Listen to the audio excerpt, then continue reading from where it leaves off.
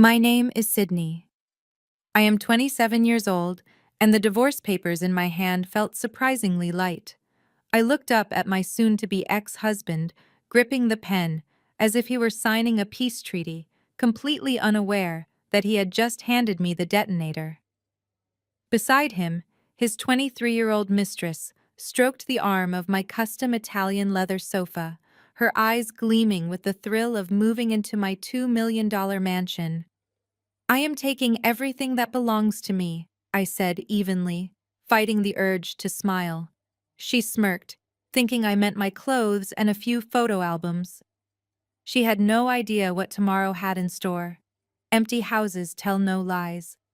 Before I continue this story, let me know where you are watching from in the comments below.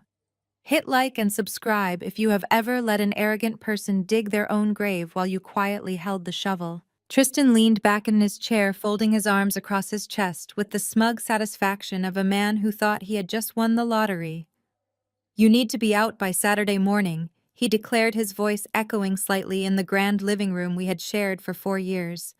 "I have a very important engagement and housewarming party to host, and frankly, having my ex-wife lingering around is going to kill the vibe." Lexi giggled, tossing her bleached hair over her shoulder. She looked me up and down, her gaze lingering on my simple jeans. "Do not worry about taking the big stuff, Sydney," she said. "I am going to replace this dusty old sofa anyway. It does not fit my aesthetic. Plus, Tristan is buying me that velvet sectional I saw on Instagram." I kept my face perfectly neutral, letting my eyes sweep across the expansive room. Every velvet throw pillow, every curated contemporary art piece on the walls was meticulously chosen by me. Tristan snorted, misinterpreting my deliberate silence for despair. "Look, do not make this harder than it has to be. I am the sole provider here. I am the one who pays the rent on this corporate lease month after month. You have been playing around with your freelance cushion fluffing gig for years, making peanuts. It is time to enter the real world." His words were a familiar, exhausting poison. For our entire marriage, Tristan had lorded his middle management corporate salary over me. He genuinely believed that because he transferred his share of the housing costs to a management portal every single month, he was the unquestioned king of the castle. He loved belittling my luxury home staging business to anyone who would listen, telling his golf buddies I was basically a glorified maid who rearranged vases. I never corrected him. I never mentioned that the management portal he paid his rent to was a blind trust completely controlled by me. I never told him that every single piece of furniture in this house, right down to the gold-plated cabinet handles, belonged to my multi-million-dollar company inventory. "You can pack up your clothes, your little makeup bags, and whatever cheap junk you brought into this relationship," Tristan continued, standing up to assert his physical dominance in the room. "But the house stays with the leaseholder, and that is me." I picked up the signed divorce papers and slid them neatly into my leather portfolio. "Fair enough," I replied, keeping my tone perfectly submissive and quiet. "Speaking of money to start over, I checked our joint savings account this morning. The $40,000 we saved together over the last 3 years is gone." Tristan did not even have the decency to look slightly ashamed. Lexi beamed with pride, holding up a set of shiny new car keys adorned with a fluffy pink keychain. "He bought me a Range Rover," she announced, proudly shaking the keys so they jingled loudly. "A housewarming gift for the new lady of the house." Tristan puffed out his chest, stepping closer to me. "Let us be completely real right now, Sydney. That was my money. You contributed absolute pennies from your little decorating hobby. I am the one grinding at the office 50 hours a week, dealing with real stress. Consider the 40 grand my severance package to myself for putting up with you. My lawyer said you could try to fight for half, but by the time we go through the court system, the legal fees will eat it all up anyway. Be smart, take your loss, and walk away quietly." I stared at the man I had pledged my life to, analyzing his pure arrogance. He had drained our joint account, the exact account I had generously let him build his fragile ego with to buy his young mistress a luxury vehicle. He honestly thought he had outsmarted me in every possible category. He thought he had left me totally destitute, financially humiliated, and homeless. The sheer audacity of his financial theft was the final nail in his coffin. He wanted to play hardball with the family finances, completely ignorant of the fact that I held the literal title to the very ground he was standing on. I did not scream at him. I did not throw a glass at his head or lunge to pull Lexi by her expensive hair extensions. Instead, I calmly reached into my jacket pocket, pulled out my phone, and opened my administrative smart home application. With two silent taps on the glass screen, I permanently revoked Tristan from the master control network. His digital access to the climate control, the security cameras, and the electronic locks was instantly wiped clean. "Enjoy the new car," I said softly. Before Tristan could formulate a response to my eerie calmness, the heavy brass doorbell echoed loudly through the grand foyer. Right on cue, it was Karen, my bitter mother-in-law, arriving to inspect her son's new prize and twist the knife a little deeper into my back. Karen pushed the heavy oak front door open without waiting for anyone to answer her ring. She marched into the foyer, her heels clicking aggressively against the imported hardwood floors. She did not look at me. She did not even acknowledge my existence. Instead, she made a direct line for Tristan, wrapping him in a dramatic, suffocating hug before turning her bright, predatory smile toward Lexi. "Oh, Tristan, darling, the energy in this house feels so much lighter already," Karen declared, her voice carrying that fake aristocratic lilt she always adopted when trying to sound important. "And Lexi, look at you. You are positively glowing. You are exactly the kind of vibrant young woman my son deserves, not someone who just drags him down with her mediocrity." She finally let her eyes slide over to me, offering a look of utter disgust. "I see you are still standing here, Sydney. I assumed you would have packed your little bags and called a budget cab by now."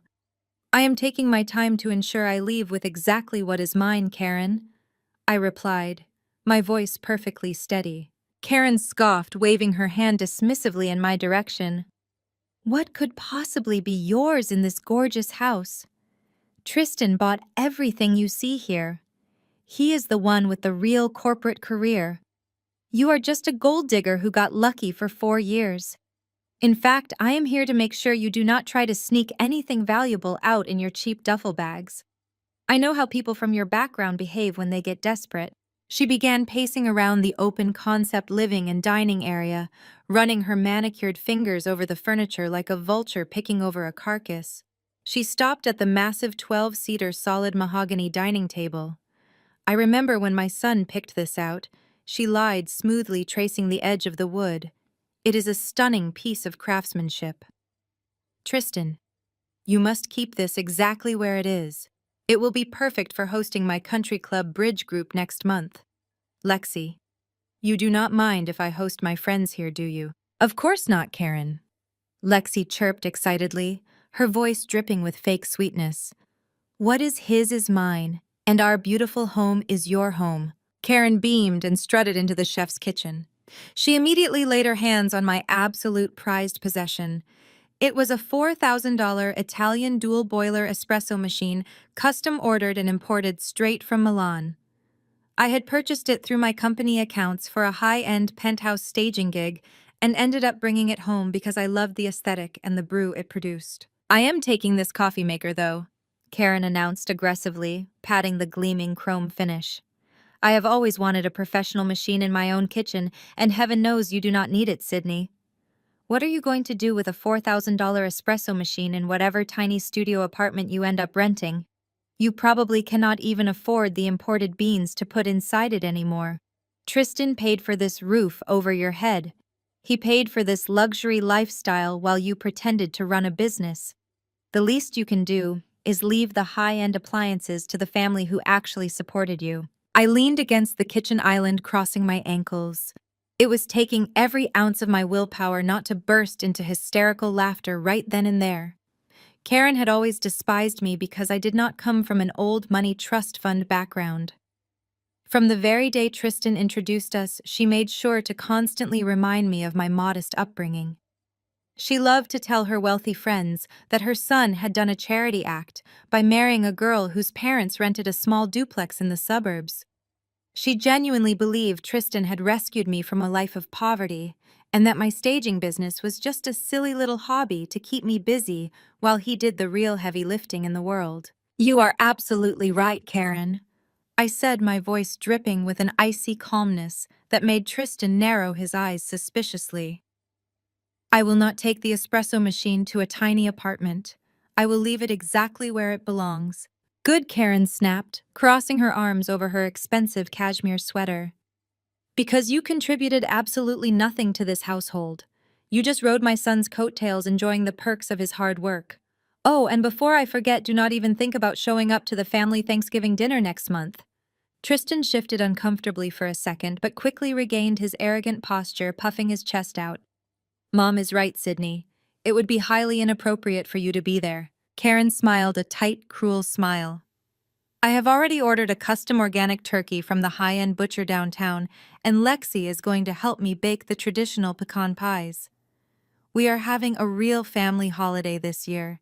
We do not need the awkwardness of a bitter ex-wife sitting at the table pretending she still belongs with us. You are completely uninvited, Sydney. I expect you to lose my number and never contact any of us again once you finally walk out that door. I promise you, Karen, I replied, looking directly into her cold, judgmental eyes. After this weekend, you will never have to worry about me sitting at your table ever again. And I guarantee this upcoming holiday is going to be an unforgettable experience for your entire family. Karen let out a sharp, condescending laugh. Is that supposed to be a threat?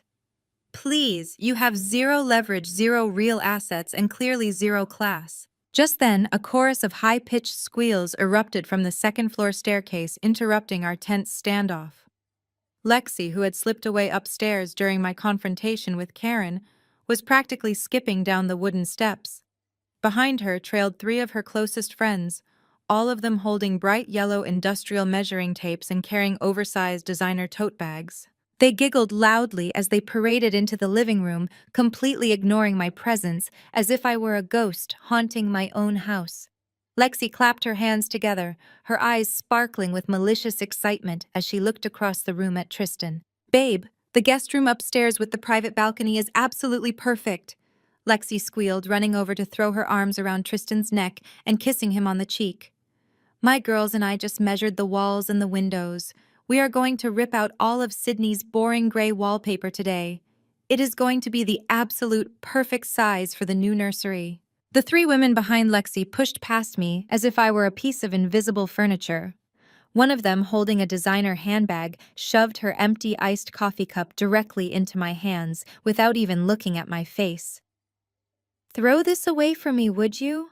she mumbled, already distracted by the massive open layout of the living room. Lexi did not correct her friend. In fact, she looked completely delighted. "Oh, grab us some sparkling water while you are at it, Sydney," Lexi ordered, waving her hand dismissively toward the kitchen refrigerator. "We have a lot of planning to do, and we need to stay hydrated." I stood holding the sweaty plastic cup, looking at the four of them, completely invading my space. Karen watched from the dining area, sipping water and smiling approvingly at the disrespect. I calmly walked over to the trash can, dropped the cup inside, and leaned against the granite counter, choosing to observe rather than react. "This Saturday is going to be absolutely legendary," Lexi squealed, practically bouncing on her heels. "We are combining the engagement announcement with the housewarming party. Tristan said we can invite up to 50 people. We need to hire a catering team, maybe get that sushi chef from downtown, and we definitely need a massive balloon arch right over the entryway. A balloon arch in my $2 million mansion." The sheer tackiness of the idea almost made me cringe visibly, but I kept my expression completely blank. One of Lexi's friends pulled out a tablet and started aggressively tapping the screen. "We should move this entire sofa set out to the patio for the party," she suggested, pointing at my pristine Italian leather seating arrangement. "It will give us a huge dance floor right here in the center of the room. Plus, if someone spills a drink on it, who cares, right? It is getting replaced anyway." Lexi clapped her hands in agreement. "Exactly. Tristan promised we could overhaul the entire aesthetic.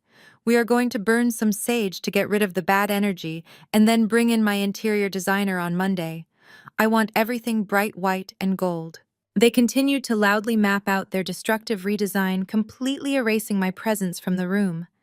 They treated me like the hired help standing quietly by, waiting for instructions. Tristan puffed his chest out, looking at Lexi with pure adoration. "Whatever you want, babe," he said smoothly. "This is your home now. I want you to have the perfect party this Saturday. Just make sure the guest list is finalized tonight so I can notify the neighborhood security gate." Lexi nodded enthusiastically, walking over to the marble island where an expensive bottle of red wine was sitting. It was a vintage Cabernet I had brought back from a business trip to Napa Valley.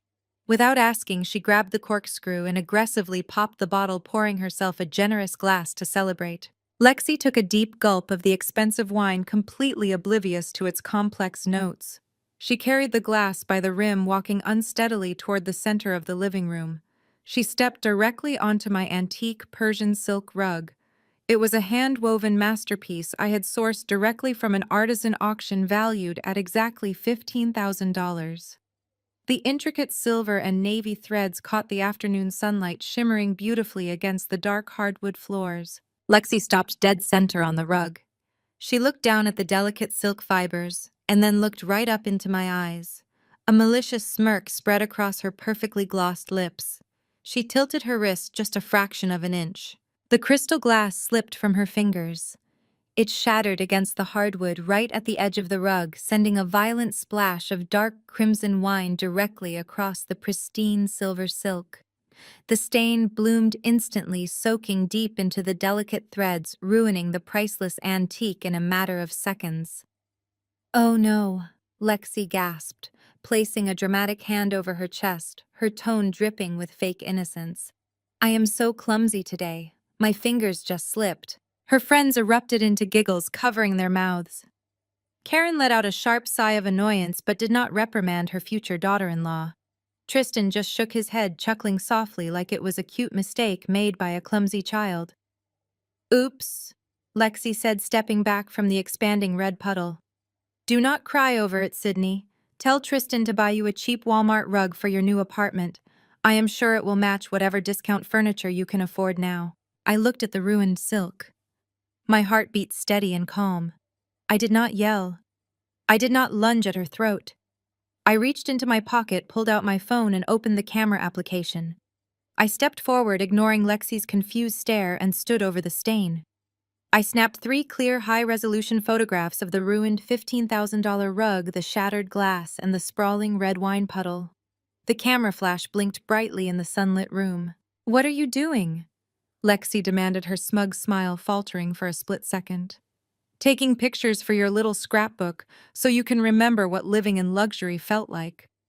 "Just documenting the damage for the final invoice," I said quietly, slipping the phone back into my pocket. Tristan rolled his eyes, stepping forward to pull Lexi into a protective hug. "Ignore her, Lexi. She is just trying to make you feel bad. Leave the mess, Sydney can clean it up before she packs her bags." Before I could respond, a deep, authoritative voice echoed from the front doorway, instantly silencing the giggles of Lexi's friends. "Nobody is cleaning anything up just yet." We all turned toward the entrance. It was Jamal, my brother-in-law. Standing at 6'2" in a sharp-tailored suit, he commanded the room immediately. Unlike the rest of the family, Jamal actually worked for a living. As a highly sought-after property appraiser, he had an eye for detail that bordered on terrifying. Brittany, his wife, was trailing closely behind him, but Jamal had already stopped dead in his tracks. His sharp, dark eyes were fixed on the floor. He was not looking at the spilled wine. He was staring directly at the flipped-up corner of the Persian silk rug, where a tiny metallic asset tag was now clearly visible. Jamal stepped fully into the foyer, closing the heavy oak door behind him with a soft thud that somehow managed to command the attention of the entire room. He did not say a word at first. His sharp, dark eyes remained locked on the small metallic asset tag, peeking out from beneath the flipped edge of the Persian silk rug. While Lexi and her friends giggled over the spilled wine, Jamal analyzed the situation with the cold, calculated precision of a man who evaluated luxury real estate for a living. Brittany pushed past him, completely oblivious to the heavy tension thick in the air. "Oh my goodness, Tristan!" she squealed, running over to give her brother a tight hug. "This house is absolutely incredible. I cannot believe I have never been over here before." Brittany was exactly like the rest of her family, loud, easily impressed by superficial wealth, and entirely willing to overlook my existence. She kissed Karen on the cheek and then turned to Lexi. And you must be Lexi. Oh, you are so pretty. I absolutely love that top. As the women exchanged shallow compliments, Jamal walked slowly toward the center of the living room. He crouched down near the massive red wine stain, but he was not looking at the ruined silk. He reached out with one long finger and gently pushed the edge of the rug up just a fraction of an inch more. He studied the alphanumeric barcode and the faint laser-etched logo on the metallic tag. In his line of work, appraising high-end commercial and residential properties across the state, he saw these tags every single day. They were industrial tracking codes used exclusively by elite corporate staging firms to monitor millions of dollars in inventory. Jamal slowly stood up, smoothing the front of his tailored suit jacket. He looked directly at me, his expression unreadable. He knew. It took him less than 30 seconds in my house to piece together the entire puzzle. He recognized the quality of the furniture, he recognized the staging tags, and he recognized the absolute absurdity of a mid-level corporate manager like Tristan affording a custom-curated $2 million interior. I held his gaze for a brief second and gave him a microscopic shake of my head. Do not tell them. Let them burn. Jamal let a tiny knowing smirk touch the corner of his mouth before he completely erased it. He turned his attention to Tristan, who was currently boasting to Lexi's friends about the property taxes he supposedly paid. Tristan, we need to talk for a second, Jamal said, his deep voice cutting through the high-pitched chatter. Tristan sighed loudly, clearly annoyed at being interrupted during his grandstanding. What is it, Jamal? I am kind of busy hosting right now. Jamal did not raise his voice, but his tone was deadly serious. Over here, just you and me. Tristan rolled his eyes and swaggered over to the edge of the kitchen island away from the women. What is your problem, man? Tristan muttered, crossing his arms defensively. You just walked in and you are already killing the mood. Jamal leaned in close, keeping his voice low enough that Karen and Brittany could not hear. I am only going to ask you this once, Tristan. Who actually owns the furniture in this house? Because I recognize those metallic tags on the underside of that rug, and I can guarantee you there are matching tags under this marble console and that Italian leather sofa. Those are corporate staging asset tags. You do not own any of this stuff, do you? Tristan's face flushed a deep, angry red. His fragile ego instantly felt threatened by a man who was significantly smarter and more successful than him. He puffed out his chest, trying to physically intimidate Jamal, which was a laughable effort. Mind your own business, Jamal, Tristan hissed, venom dripping from his voice. Do not come into my house and try to play ghetto lawyer with me just because you value a few buildings downtown. Jamal did not even flinch at the racial insult. He just stared at Tristan with a mixture of pity and absolute disgust. I am trying to warn you, man, Jamal said, his voice cold as ice. I evaluate multi-million-dollar estates for a living.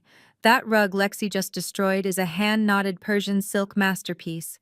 If it belongs to a commercial leasing company, they will sue you for the full replacement cost. You are standing in a house full of staged corporate property, and you are letting your clueless mistress throw red wine all over it. I have a sweetheart, corporate lease negotiated by a very close buddy. Tristan lied through his teeth, his arrogance blinding him to reality. I pay the rent every month, so I make the rules. It is my house. I can burn that rug in the backyard if I want to. Now back off and let me enjoy my weekend before I kick you out of my house too. Jamal held his hands up in mock surrender, taking a step back. All right, man. It is your funeral. Do not say I did not warn you. Jamal walked away from Tristan and leaned against the far wall, crossing his arms. He looked at me again, and this time the amusement in his eyes was unmistakable. He was strapping in for the show. Tristan, feeling the need to reassert his dominance after being questioned, marched back to the center of the living room. He clapped his hands together loudly, drawing everyone's attention. All right, Sydney's show is over, Tristan announced, pointing a harsh finger toward the front door. You have packed your little bags, and you have taken your pictures. I want you gone. You have exactly 48 hours to remove yourself from my property. Lexi leaned against Tristan's shoulder, smiling maliciously. Yeah, Sydney, we have a lot of redecorating to do. Tristan checked the expensive watch on his wrist, a watch he had bought using our joint credit card. Be out by Saturday morning, Sydney. My VIP party is at 7 p.m., and I want this place completely sanitized of your presence before my guests arrive. I do not want to see a single trace of you when I walk through that door. I slid my phone back into my pocket, picking up my single cheap duffel bag from the floor. I looked around the beautifully curated living room, admiring the lighting, the textures, and the absolute perfection of my work. Then I looked right at Tristan, offering him the brightest, most genuine smile I had given him in years. Oh, do not worry, Tristan, I said, my voice echoing softly in the grand foyer. I will be gone, and I will make sure there is absolutely no trace of me left behind. I turned on my heel and walked up the sweeping glass staircase. Lexi and her friends were still gathered in the living room, whispering and snickering, but their voices faded as I reached the master suite. I pulled a battered canvas duffel bag from the back of the walk-in closet.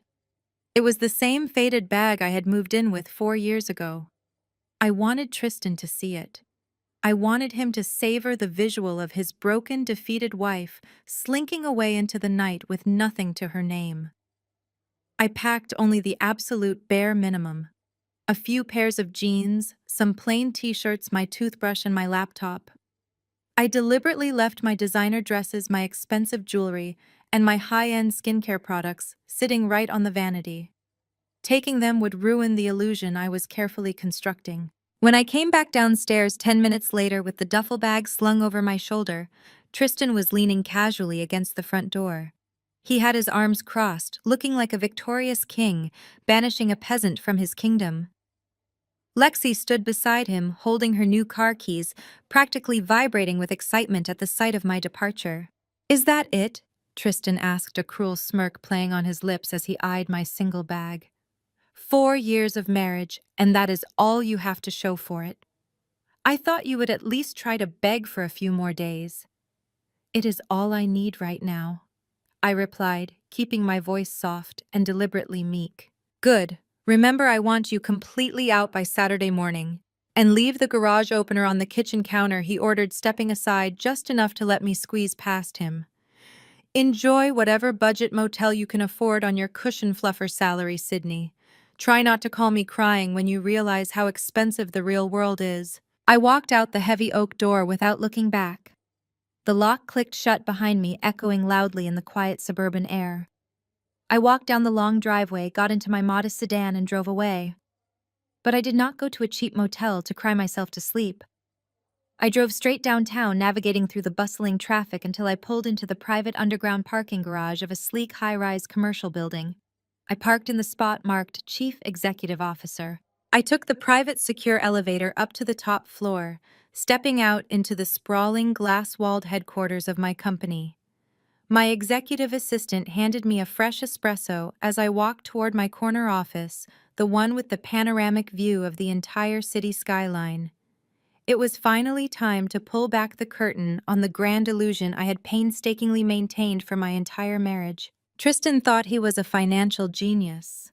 When we were house hunting 2 years ago, he insisted he had to be the one to provide for us. His ego was far too fragile to accept any real help from what he constantly referred to as my little decorating gig. So I let him play the provider. I had quietly reached out to my corporate attorneys and set up an irrevocable blind trust. Through that exact trust, I purchased the $2 million mansion completely in cash. My cash. Money I had earned from staging multi-million-dollar estates, high-end commercial properties, and luxury penthouses across the entire state. Then I had my property management firm draft a fake corporate lease specifically for Tristan. He signed it eagerly, bragging to his family and friends about the amazing deal his corporate buddies got him. For 2 years, he diligently paid what he thought was rent. In reality, his monthly payments exactly covered the neighborhood homeowners association fees and the annual property taxes. He was essentially living in a luxury estate for absolute pennies, all while acting like he was my savior and primary provider. He treated me like a parasite while I was silently subsidizing his entire existence. But the house itself was just the beginning of the trap. The real payload was the interior. Because I owned a premier luxury home staging company, my regional warehouses were filled with millions of dollars in high-end furniture, art, and appliances. I had fully staged our home using my company's premium inventory to test out new aesthetic concepts. Every velvet sofa, every silk rug, every smart home appliance, right down to the custom blinds and the imported trash cans, legally belonged to my corporation.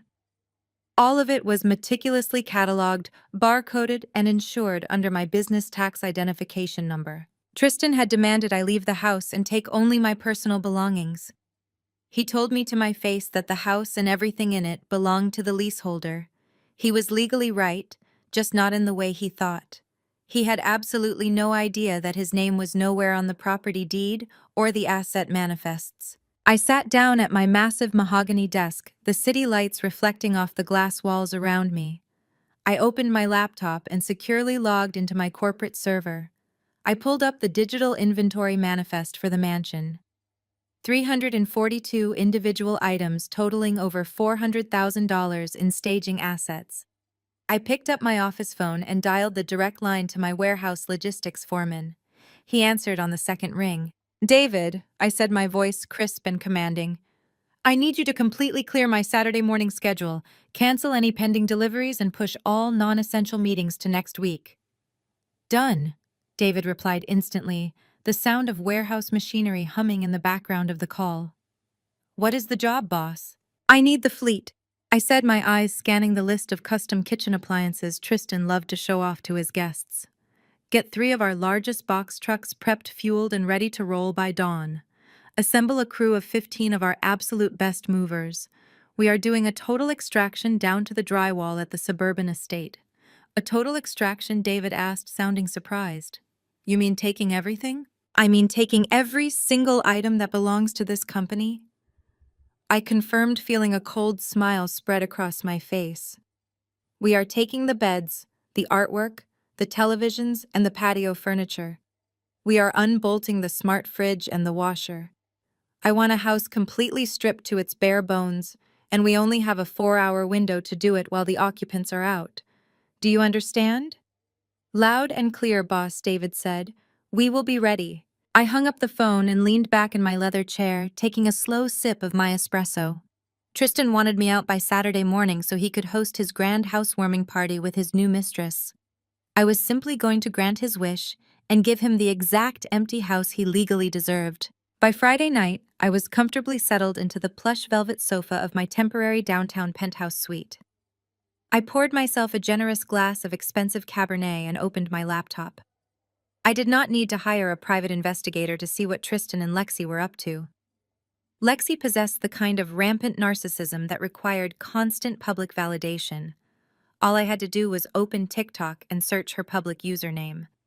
Sure enough, she had just uploaded a brand new 10-minute house tour video. It already had 50,000 views.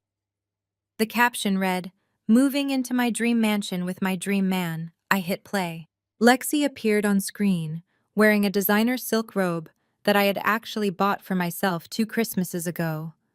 She twirled in the grand foyer, the massive imported crystal chandelier glittering behind her.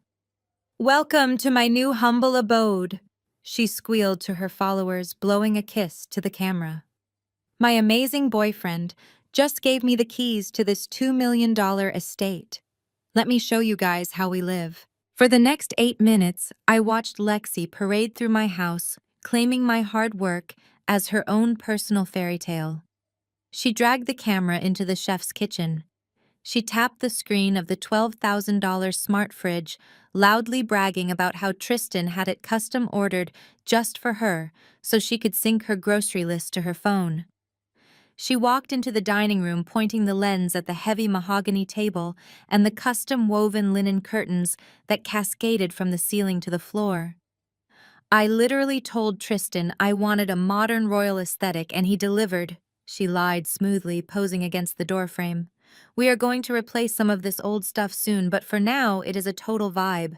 She even took her followers upstairs to the master suite. She threw herself onto the massive California king bed, giggling as she rolled across the Egyptian cotton duvet cover. The mattress alone cost more than her new car, but she just kicked her bare feet in the air and told her audience about her upcoming housewarming party. "We are hosting 50 VIP guests tomorrow night," she announced, her eyes wide with manufactured excitement. "It is going to be the party of the century. Make sure to tune into my live stream." I took one final sip of my wine and closed the application. She was absolutely right. It was going to be the party of the century. I did not feel angry watching her. I felt an overwhelming sense of clinical satisfaction. Her viral video was not an insult, it was a perfectly time-stamped high-definition reconnaissance mission.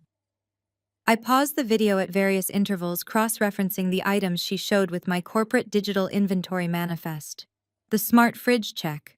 The dining table check. The custom curtains check. She was unwittingly proving to me that Tristan had not moved a single piece of my corporate property out of the house. Everything was sitting exactly where I left it, ripe for the taking. Lexi was practically doing my inventory audit for me. I set my wine glass down and switched tabs on my web browser, opening my secure legal portal. It was time to draft the final paperwork. My company did not just lease properties without ironclad contracts. I pulled up the original lease agreement Tristan had signed 2 years ago. I navigated to the breach of contract clause. Under the strict terms of the blind trust, any illegal activity, including financial theft or the unauthorized destruction of property on the premises, resulted in an immediate forfeiture of the lease. I began typing out the formal lease termination notice. I stated clearly that due to the unauthorized dissipation of $40,000 in marital assets and the intentional destruction of property, the lease was officially terminated. I gave him a legally binding notice of 0 days to vacate, as the property was being reclaimed by the corporate entity immediately. I printed the document on thick, heavy watermarked corporate letterhead. It looked incredibly intimidating. Next, I generated the invoice for the damaged Persian silk rug. I attached the high-resolution photographs I had taken of Lexi, spilling the wine along with the original auction receipt for $15,000. I added a standard damage fee, bringing the total to $17,500. I printed this out as well and placed both documents into a sleek black leather presentation folder. Tristan always respected corporate authority. He was about to get a massive dose of it. The trap was fully set. I placed the black folder into my purse and set my alarm for 4 in the morning. Dawn broke on Saturday morning, painting the sky pale pink. I was parked exactly 3 blocks away from the estate, sitting quietly inside my tinted black SUV. At exactly 8 o'clock, the garage door of the mansion slowly rolled open. Tristan pulled out in the brand-new Range Rover he had bought Lexi using our stolen savings. Lexi was sitting in the passenger seat wearing an oversized pair of designer sunglasses.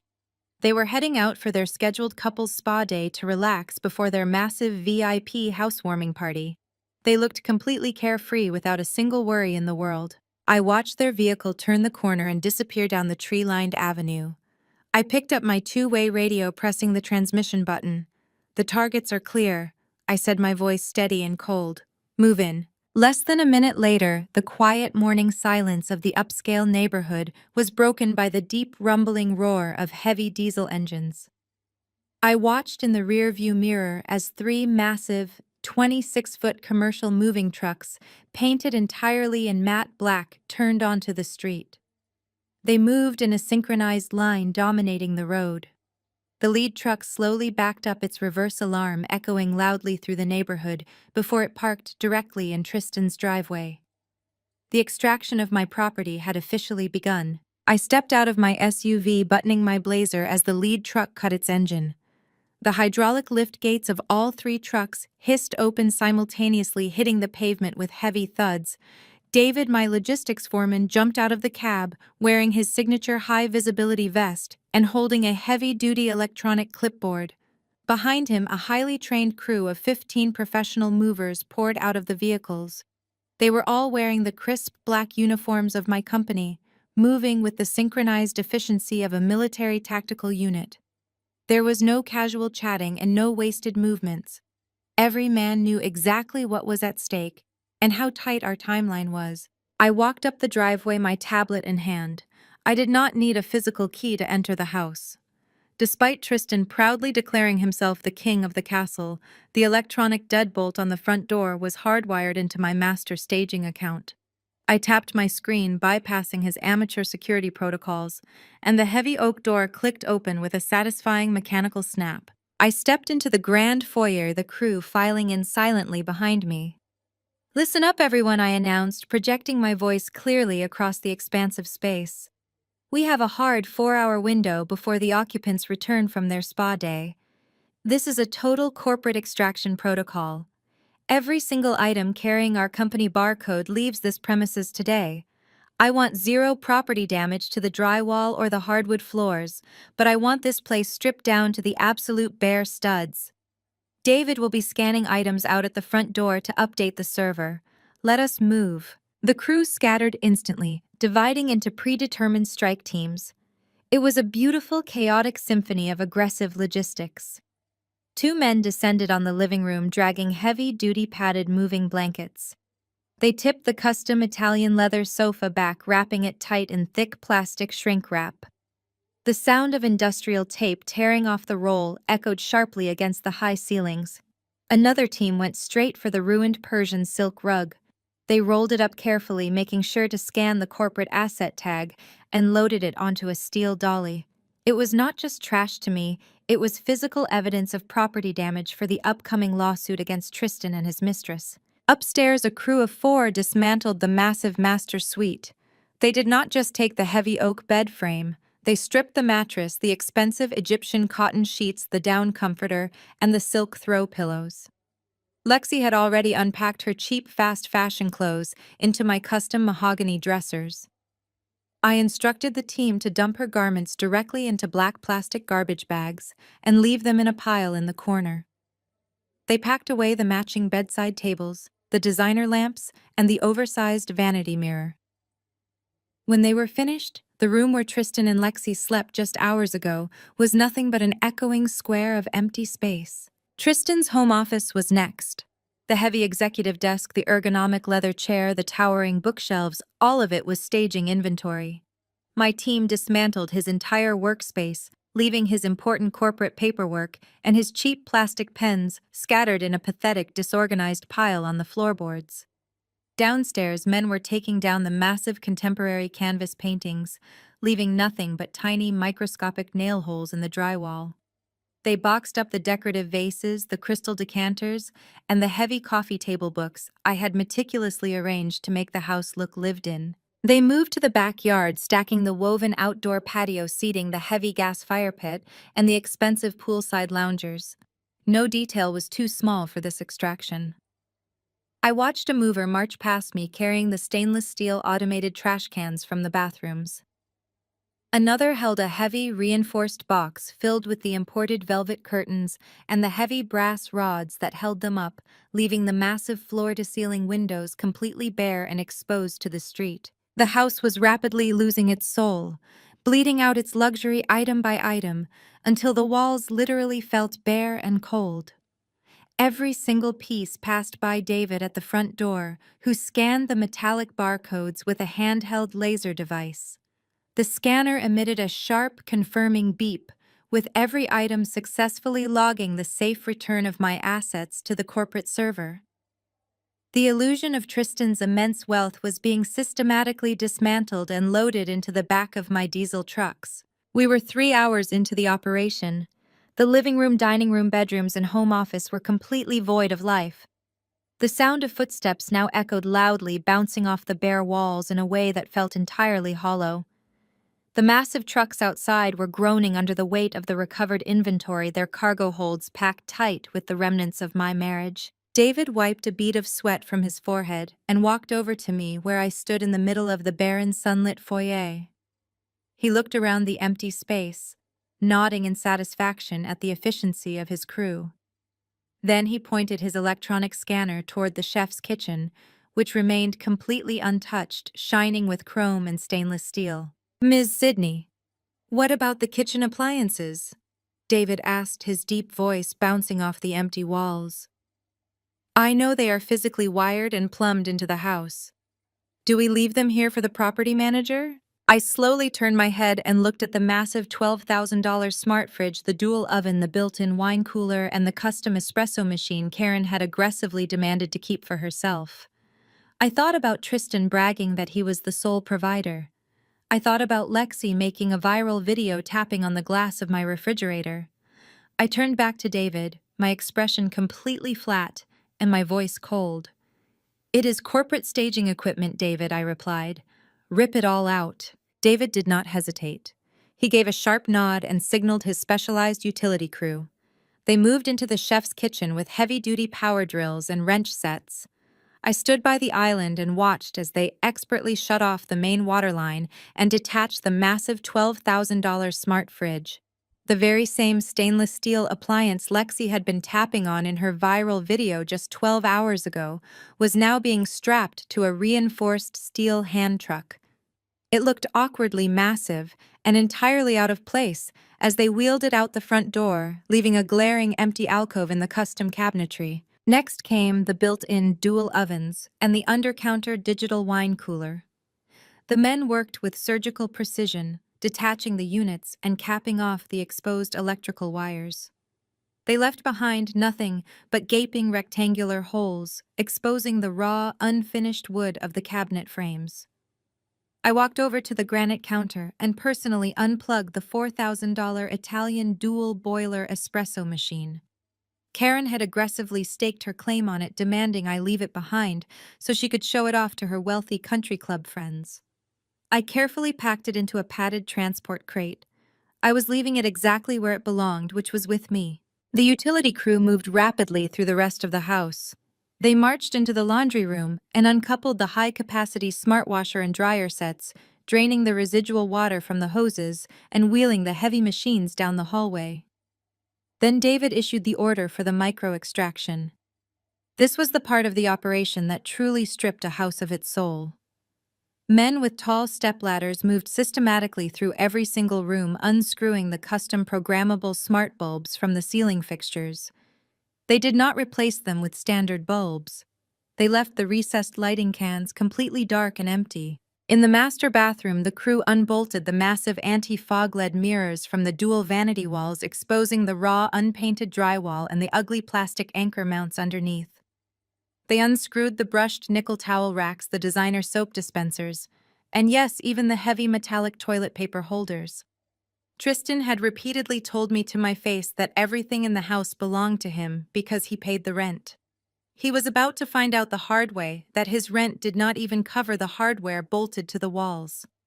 The house was rapidly deteriorating from a luxury architectural showcase into a sterile, unlivable concrete and drywall box. I walked toward the back of the house, sliding open the heavy glass doors that led to the patio. The backyard was expansive, and Tristan loved to host outdoor barbecues out here, loudly bragging to his coworkers about his perfectly manicured lawn. But the lawn was not real grass.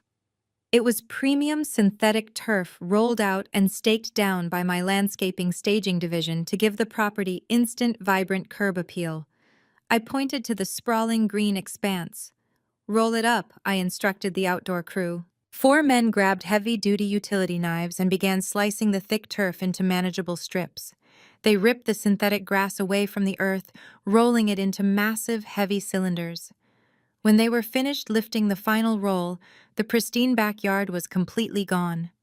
In its place was a barren, uneven plot of hard-packed brown dirt mixed with gravel. The contrast was startling and pathetic. The outdoor gas fire pit was gone. The imported teak wood dining set was gone. The expensive string lights that gave the patio a warm, inviting glow were packed away. The yard now looked like an abandoned commercial construction site. I walked back inside, sliding the glass door shut behind me. The silence in the house was now absolute and deafening. Without the heavy silk rugs, the soft velvet furniture, and the canvas artwork to absorb the sound, every single breath I took echoed sharply against the cold walls. The house was a hollow, cavernous shell. It felt vast, empty, and entirely devoid of warmth. It was a perfect physical representation of Tristan and Lexi's relationship, stripped of all its expensive illusions. David walked up to me, his heavy work boots booming loudly in the empty foyer. The trucks are fully loaded and secured. Ms. Sidney, he reported, handing me the electronic clipboard to sign off on the extraction. Every barcoded item has been scanned and accounted for. The inventory is officially out of the building. Thank you, David, I said, signing my name with my finger on the glowing screen. Take the fleet back to the main warehouse and have the team unload. I will handle things from here. David gave a respectful nod, turned, and walked out the front door. A minute later, the heavy diesel engines roared to life, and the three massive moving trucks rolled out of the driveway, heading back toward the city. The operation was a complete success. I was entirely alone in the $2 million mansion. I took a slow, deliberate walk through the empty rooms, listening to the sharp click of my heels against the bare hardwood. I walked into the massive living room where Lexi had spilled her wine, and Tristan had ordered me to leave with my cheap bags. I walked to the exact dead center of the room. I reached into the small canvas supply bag I had brought with me and pulled out a cheap, flimsy plastic folding table. I snapped the metal aluminum legs open and set it down directly in the middle of the cavernous space. It was the only piece of furniture left in the entire estate. I reached into my purse and pulled out the sleek black leather presentation folder containing the formal lease termination notice and the $17,500 damage invoice. I placed the folder dead center on the cheap plastic table, perfectly aligned. I turned around, walked out the front door, and locked it firmly behind me. At exactly 6:45 that evening, the quiet suburban street was illuminated by the sweeping headlights of a massive black stretch limousine. It was followed closely by a parade of expensive luxury sedans and sleek sports cars. Tristan had spared absolutely no expense for his grand housewarming and engagement celebration, using the last remaining credit limits on his personal cards to rent the extravagant transportation. He wanted to make a statement. He wanted to prove to everyone that he had officially arrived in the upper echelons of society. The limousine came to a smooth stop right at the edge of the driveway. The driver hurried around to open the heavy rear door, and Tristan stepped out first.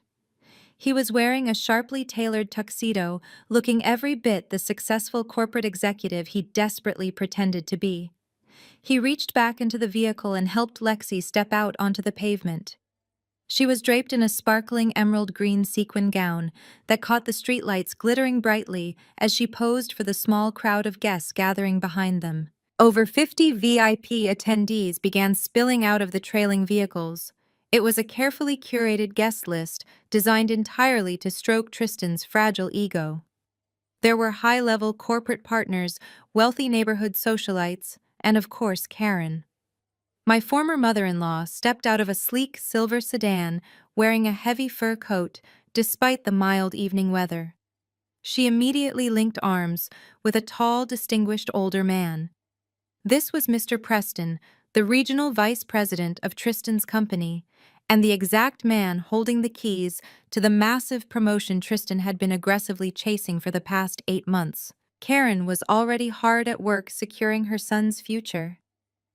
"Oh, Richard, you are simply going to love what Tristan has done with the estate," she boasted, her voice carrying loudly over the chatter of the arriving crowd. "He has such an incredible eye for luxury real estate. He completely gutted and redesigned the interior to match his executive lifestyle. It is a true smart home. True smart." Mr. Preston nodded politely, looking up at the imposing facade of the $2 million mansion. The exterior brickwork still looked grand in the evening shadows, hiding the absolute barren wasteland that now existed just beyond the front door. "Impressive property," Mr. Preston noted, adjusting his silk tie. "You must be doing exceptionally well for yourself to manage a lease on an estate of this magnitude. It shows real financial maturity." Tristan beamed, his chest practically inflating with pride. "Thank you, sir," he replied smoothly, adjusting his tuxedo cuffs. "I firmly believe that your environment dictates your success. I wanted a home that reflected my dedication and my vision for the future. Please, everyone, follow me. Let us get this party started." The catering team and the bartenders should already be setting up inside. The crowd murmured in excited anticipation, trailing behind Tristan and Lexi as they walked confidently up the long paved walkway toward the front entrance. Lexi was practically skipping, clinging tightly to Tristan's arm and waving to her friends in the crowd. Tristan approached the heavy oak door and turned back to face his audience, flashing a bright, charismatic smile. "Watch this," Richard Tristan called out, pointing to the sleek digital keypad mounted next to the doorframe. The entire property is wired into a state-of-the-art biometric and digital security network. The climate control, the lighting, the sound system, all of it activates the second I input my master code. It is completely seamless. Mr. Preston and the rest of the VIP guests watched with polite interest as Tristan confidently pressed his index finger against the glowing glass screen of the keypad. He quickly punched in his 6-digit master access code, expecting the heavy deadbolt to automatically slide open with a welcoming mechanical hum. Instead, the keypad emitted a harsh, high-pitched buzzing sound. The screen flashed a bright, aggressive red, illuminating Tristan's confused face in the dim evening light. Access. Denied scrolled quickly across the tiny digital display. Lexi pouted, crossing her arms over her sequin gown. "Babe, open the door," she whined, shifting uncomfortably in her high heels. "It is getting chilly out here, and my friends are waiting to see the chandelier." "Just a minor glitch." Tristan chuckled nervously, his charismatic smile faltering for a fraction of a second. "You know how these advanced smart systems can be sometimes, a little too secure for their own good. Let me just try it one more time." He wiped his finger on his tuxedo pants and aggressively punched the code into the keypad again. The system responded instantly with the same harsh buzzing sound and the glaring red light. Access denied. The crowd behind him fell completely silent. The excited chatter died down, replaced by the awkward shuffling of expensive leather shoes on the concrete walkway. Tristan was visibly sweating now. The confident executive facade was cracking under the weight of 50 expectant stares. Mr. Preston raised a single eyebrow, looking from the blinking red keypad to Tristan's panicked face. "Everything all right here, Tristan?" the vice president asked, his tone dropping its previously warm cadence. "Yes, absolutely, sir." Tristan stammered, his voice pitching up slightly. "The network must be doing a routine software update. Good thing I always carry the physical emergency key just in case. Old school reliability, right?" He frantically dug his hand into his tuxedo pocket, retrieving a heavy brass key. His hands were shaking slightly as he jammed the key into the mechanical deadbolt, manually forcing the lock mechanism to turn. The heavy oak door gave way with a loud metallic clank. Tristan let out a massive sigh of relief. He pushed the door wide open, stepping dramatically over the threshold and turning back to the crowd with his arms spread wide. "Welcome to our beautiful home," he shouted enthusiastically. But as he turned back around to face the grand foyer, the words completely died in his throat. He stopped dead in his tracks, his arms slowly dropping to his sides. He was expecting the grand crystal chandelier to automatically flood the room with warm, inviting light. He was expecting the soft sound of jazz music playing through the hidden ceiling speakers. He was expecting the sight of his custom Italian leather sofa and his priceless Persian silk rug. Instead, he was met with a pitch-black, cavernous void. There were no lights, there was no music, there was no catering team setting up appetizers on the granite island. The air inside the house felt freezing cold and entirely dead. Tristan took one hesitant step forward into the darkness and gasped. The sound of his own terrified breath echoed violently, bouncing off the bare drywall and the empty floorboards, ringing loudly in the absolute silence of the hollow mansion. Tristan stood paralyzed in the doorway as the chilling reality of the empty house washed over him. The VIP guests, crowding the front steps behind him, began to murmur in confusion, shifting uncomfortably in the crisp evening air. Mr. Preston cleared his throat loudly, asking if there was a power outage. A few younger guests pulled out their smartphones, activating their flashlights. Beams of harsh white LED light pierced the thick darkness, sweeping across the foyer and into the grand living room. The collective gasp from the crowd was deafening. The beams of light illuminated absolute desolation. The imported crystal chandelier was gone, replaced by bare electrical wires hanging sadly from the high ceiling. The Italian leather sofa, the mahogany dining table, the priceless artwork, Everything had vanished without a trace. Even the custom-woven window treatments were missing, leaving the massive glass panes completely bare and exposing the hollow interior to the street. One guest aimed their flashlight toward the guest bathroom near the entrance. The door was wide open, revealing raw drywall and protruding plumbing pipes where the luxury vanity and the toilet used to be. The house had been surgically gutted down to the studs. Lexi shoved her way past Tristan, her face illuminated by the bright glow of her own phone screen. She stumbled into the house, her high heels clacking violently against the cold, bare hardwood floors. She ran frantically into the kitchen, swinging her light around the space. The gaping hole where the $12,000 smart fridge had been seemed to mock her. The expensive dual ovens were gone. She let out a high-pitched shriek of horror and sprinted toward the back patio, sliding the heavy glass door open on its tracks. Lexi rushed outside, expecting to find the perfectly manicured synthetic turf and the warm glow of the fire pit where she planned to host the cocktail hour. Instead, her stiletto heel sank instantly into loose gravel and damp brown dirt. She lost her balance and collapsed hard onto her knees, her expensive emerald green sequin gown instantly soaking up the mud. She slammed her fists against the dirt, screaming at the top of her lungs. "My aesthetic," she wailed, her voice cracking with pure hysteria. "My dream house is ruined. Everything is ruined. I cannot film my live stream in a dirt pit. This is a complete disaster." The sound of Lexi sobbing in the mud finally snapped Tristan out of his frozen stupor. His face contorted into a mask of pure, unadulterated rage. He stormed into the center of the living room, his perfectly tailored tuxedo looking completely absurd against the backdrop of the hollow, gutted estate. Just outside the front door, the catering team had arrived, holding massive silver trays of expensive sushi. But they froze on the porch, realizing there were no tables, no counters, and no power to serve the food.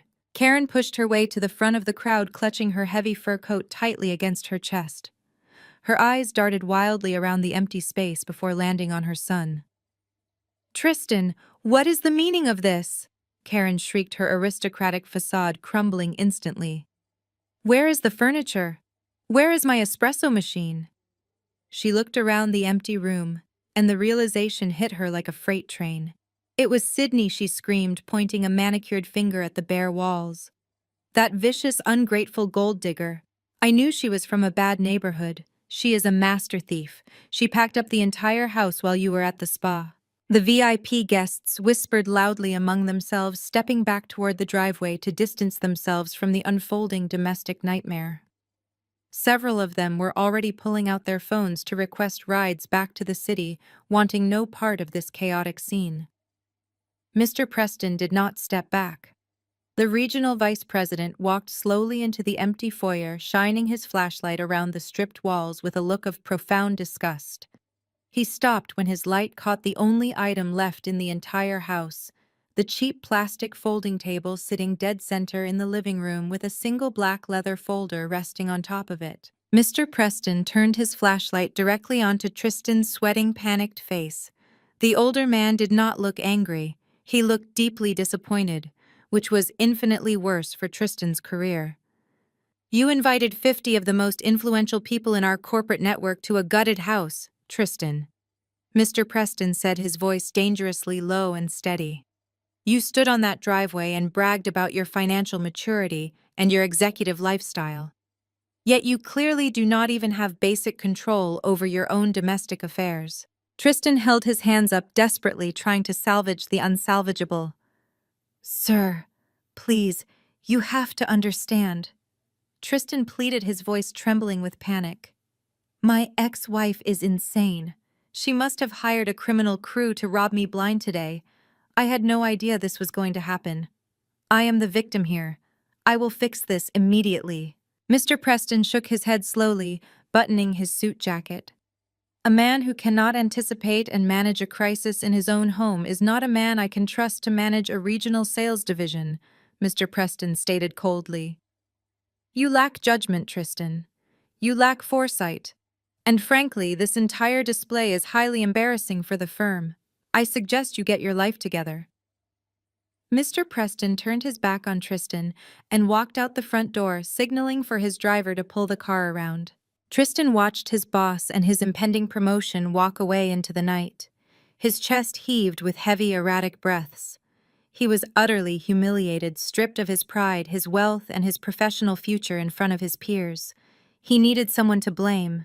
He needed to destroy the person who had done this to him. His hands shaking with fury, he pulled his smartphone from his pocket. He punched the emergency numbers into his screen, his thumb striking the glass with violent force. He held the phone to his ear, his eyes locked onto the black leather folder sitting on the cheap plastic table. The operator answered immediately, asking for the nature of his emergency. Tristan gripped his phone so tightly his knuckles turned white. "My psychotic ex-wife just robbed me of $1 million in assets," Tristan screamed into the receiver, his voice echoing off the bare drywall. "Send the police now." I watched the entire pathetic meltdown unfold in high definition from the safety of my SUV parked down the street. Before I locked the front door, I had wedged a tiny battery-powered security camera into the upper molding of the foyer, strictly to monitor my property. The live feed transmitted directly to my tablet, and the audio was crystal clear. Tristan lowered his phone after demanding the police, showing a wild, desperate look in his eyes. He turned back to the crowd of VIP guests standing awkwardly on the front porch. "Please, everyone, just stay right here," Tristan begged, holding his hands out in a frantic, placating gesture. "The police are on their way right now. We are going to sort this out immediately. The catering team can just set up on the patio for now. We will make it a rustic outdoor evening." "A rustic outdoor evening in a mud pit," one of the corporate partners muttered, shaking his head in absolute disbelief. "I am not getting involved in a domestic police investigation, Tristan. I have a flight to Tokyo tomorrow morning, and I am not spending my evening answering questions about your missing furniture." The crowd murmured in strong agreement. The glowing screens of dozens of smartphones illuminated the dark porch as the wealthiest people in our neighborhood aggressively opened their ride-sharing applications. Tristan scrambled, grabbing the arm of a senior sales director. "Wait, please do not leave," Tristan pleaded, his voice cracking with desperation. "This is just a massive misunderstanding. The party is not canceled." "Let go of my jacket," Tristan, the director, snapped, brushing his hand away with absolute disdain.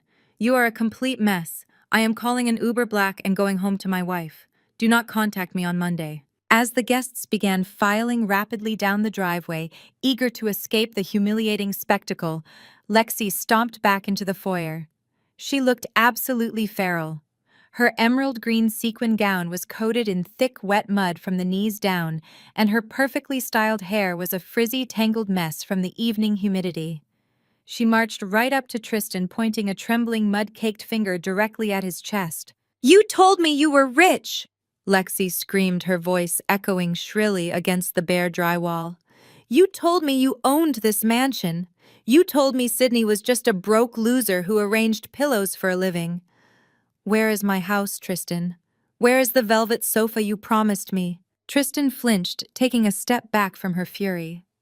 "Lexi, baby, please calm down," he stammered, raising his hands defensively. "Sydney is insane. She stole everything while we were at the spa today. The police will arrest her tonight and we will get it all back. Just trust me." "Trust you!" Lexi shrieked, kicking her muddy heel against the hardwood floor. "You do not even have a refrigerator for the catering team to store the sushi." "You are a fraud, Tristan. You dragged me into this empty dirt pit and embarrassed me in front of all my friends. My live stream is completely ruined because of you. I bet you do not even have any money at all." Karen stood shivering by the open door, too horrified to intervene as the young mistress verbally decimated her golden child. But while Tristan and Lexi screamed at each other in the dark foyer, Jamal stepped quietly into the center of the cavernous living room. He pulled his smartphone out, turning on the flashlight, and aimed the bright beam directly at the single cheap plastic folding table I had left behind. Jamal approached the table, his heavy footsteps echoing loudly in the empty space. He noticed the sleek black leather presentation folder sitting perfectly aligned in the center. He opened the cover, illuminating the thick watermarked corporate documents inside.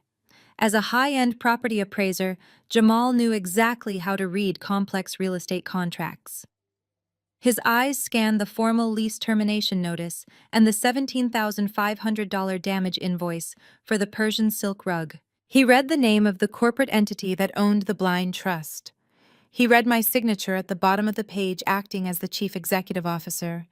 Jamal lowered his phone, and a massive booming laugh erupted from his deep chest. The sheer joy in his laugh completely drowned out Lexi's shrill tantrum. It was the sound of a man who had finally seen justice served on a silver platter. Tristan snapped his head toward the living room, his face twisting with rage. "What is so funny?" Jamal Tristan yelled, marching toward the table. "My life is falling apart and you are laughing at me." Jamal picked up the folder and shoved it hard against Tristan's chest. "I tried to warn you, man," Jamal said, a massive grin spreading across his face. "I told you not to play games with corporate assets. Read the paperwork, Tristan. Sydney did not rob you. She legally evicted you. You are so unbelievably screwed." Tristan snatched the folder, grabbing his phone to shine a light on the documents. His eyes darted frantically across the legal jargon, his face draining of all color as the horrifying reality finally set in. He read the words blind trust and breach of contract. Before he could even formulate a single word of defense, the sharp, piercing wail of police sirens shattered the quiet suburban night. Red and blue lights flashed aggressively against the large bare windows, painting the empty house in chaotic strobe colors. Two heavy police cruisers pulled aggressively into the driveway, blocking the remaining guests from leaving. But right behind the police cars, a sleek black SUV glided smoothly up to the curb. The tinted driver's side door opened, and I stepped out onto the pavement, flanked by my lead corporate attorney, a man wearing a very sharp, very expensive suit. Tristan's eyes widened in absolute shock as I stepped out of the vehicle, flanked by my lead corporate attorney, a man wearing a very sharp, very expensive suit. For a split second, Tristan looked confused, but that confusion rapidly morphed into a manic, desperate kind of vindication. He practically shoved his way past a stunned police officer, pointing a shaking finger directly at my face. "Arrest her!" he screamed, his voice cracking under the strain of his own panic. "She is right there, officer. She is the one. My psychotic ex-wife just committed grand larceny. She broke into my house and stole over $400,000 worth of luxury furniture and high-end appliances. I want her in handcuffs right now." The two police officers stepped forward, holding their hands up in a universal gesture to calm down. The lead officer, a tall, burly man with a thick mustache, unclipped his radio. "Sir, take a deep breath and step back," he commanded firmly. "Nobody is getting handcuffed until we figure out exactly what is going on here." But Lexi was not about to let the police assess the situation rationally. She came sprinting out of the empty house, her ruined emerald green dress flapping around her muddy legs. She looked like a deranged swamp monster. She ran straight toward the officers, weeping hysterically and waving her arms. She took everything, Lexi wailed, pointing at me with pure hatred in her eyes. "She is a monster. She even took the closets. Who takes the closets?" I walked upstairs to change out of this muddy dress, and all of my custom-built mahogany wardrobe shelving was gone. My entire designer wardrobe is sitting in black plastic garbage bags on the bare floorboards. She treated my expensive clothes like actual trash. "You have to lock her up." Tristan stepped up beside Lexi, wrapping his arm around her muddy shoulder to present a united front of victimhood. "She is completely unhinged." Officer Tristan continued, adopting his most authoritative corporate executive voice. "I am the sole leaseholder of this $2 million estate. I pay the rent every single month. She got bitter about our divorce and hired a criminal crew to strip my home down to the drywall. This is a massive felony. I want her charged to the maximum extent of the law." I stood leaning comfortably against the sleek black exterior of my SUV, feeling the cool night air against my face. The flashing red and blue lights of the police cruisers cast harsh shadows across the chaotic scene, but I did not flinch. I did not raise my voice. I did not defend myself against their frantic accusations. I simply offered Tristan a cold, knowing smile. My silence infuriated him even more. "Look at her," he yelled, gesturing wildly. She is not even denying it. She thinks this is a game. Cuff her. The lead officer turned his attention to me, his expression stern but professional.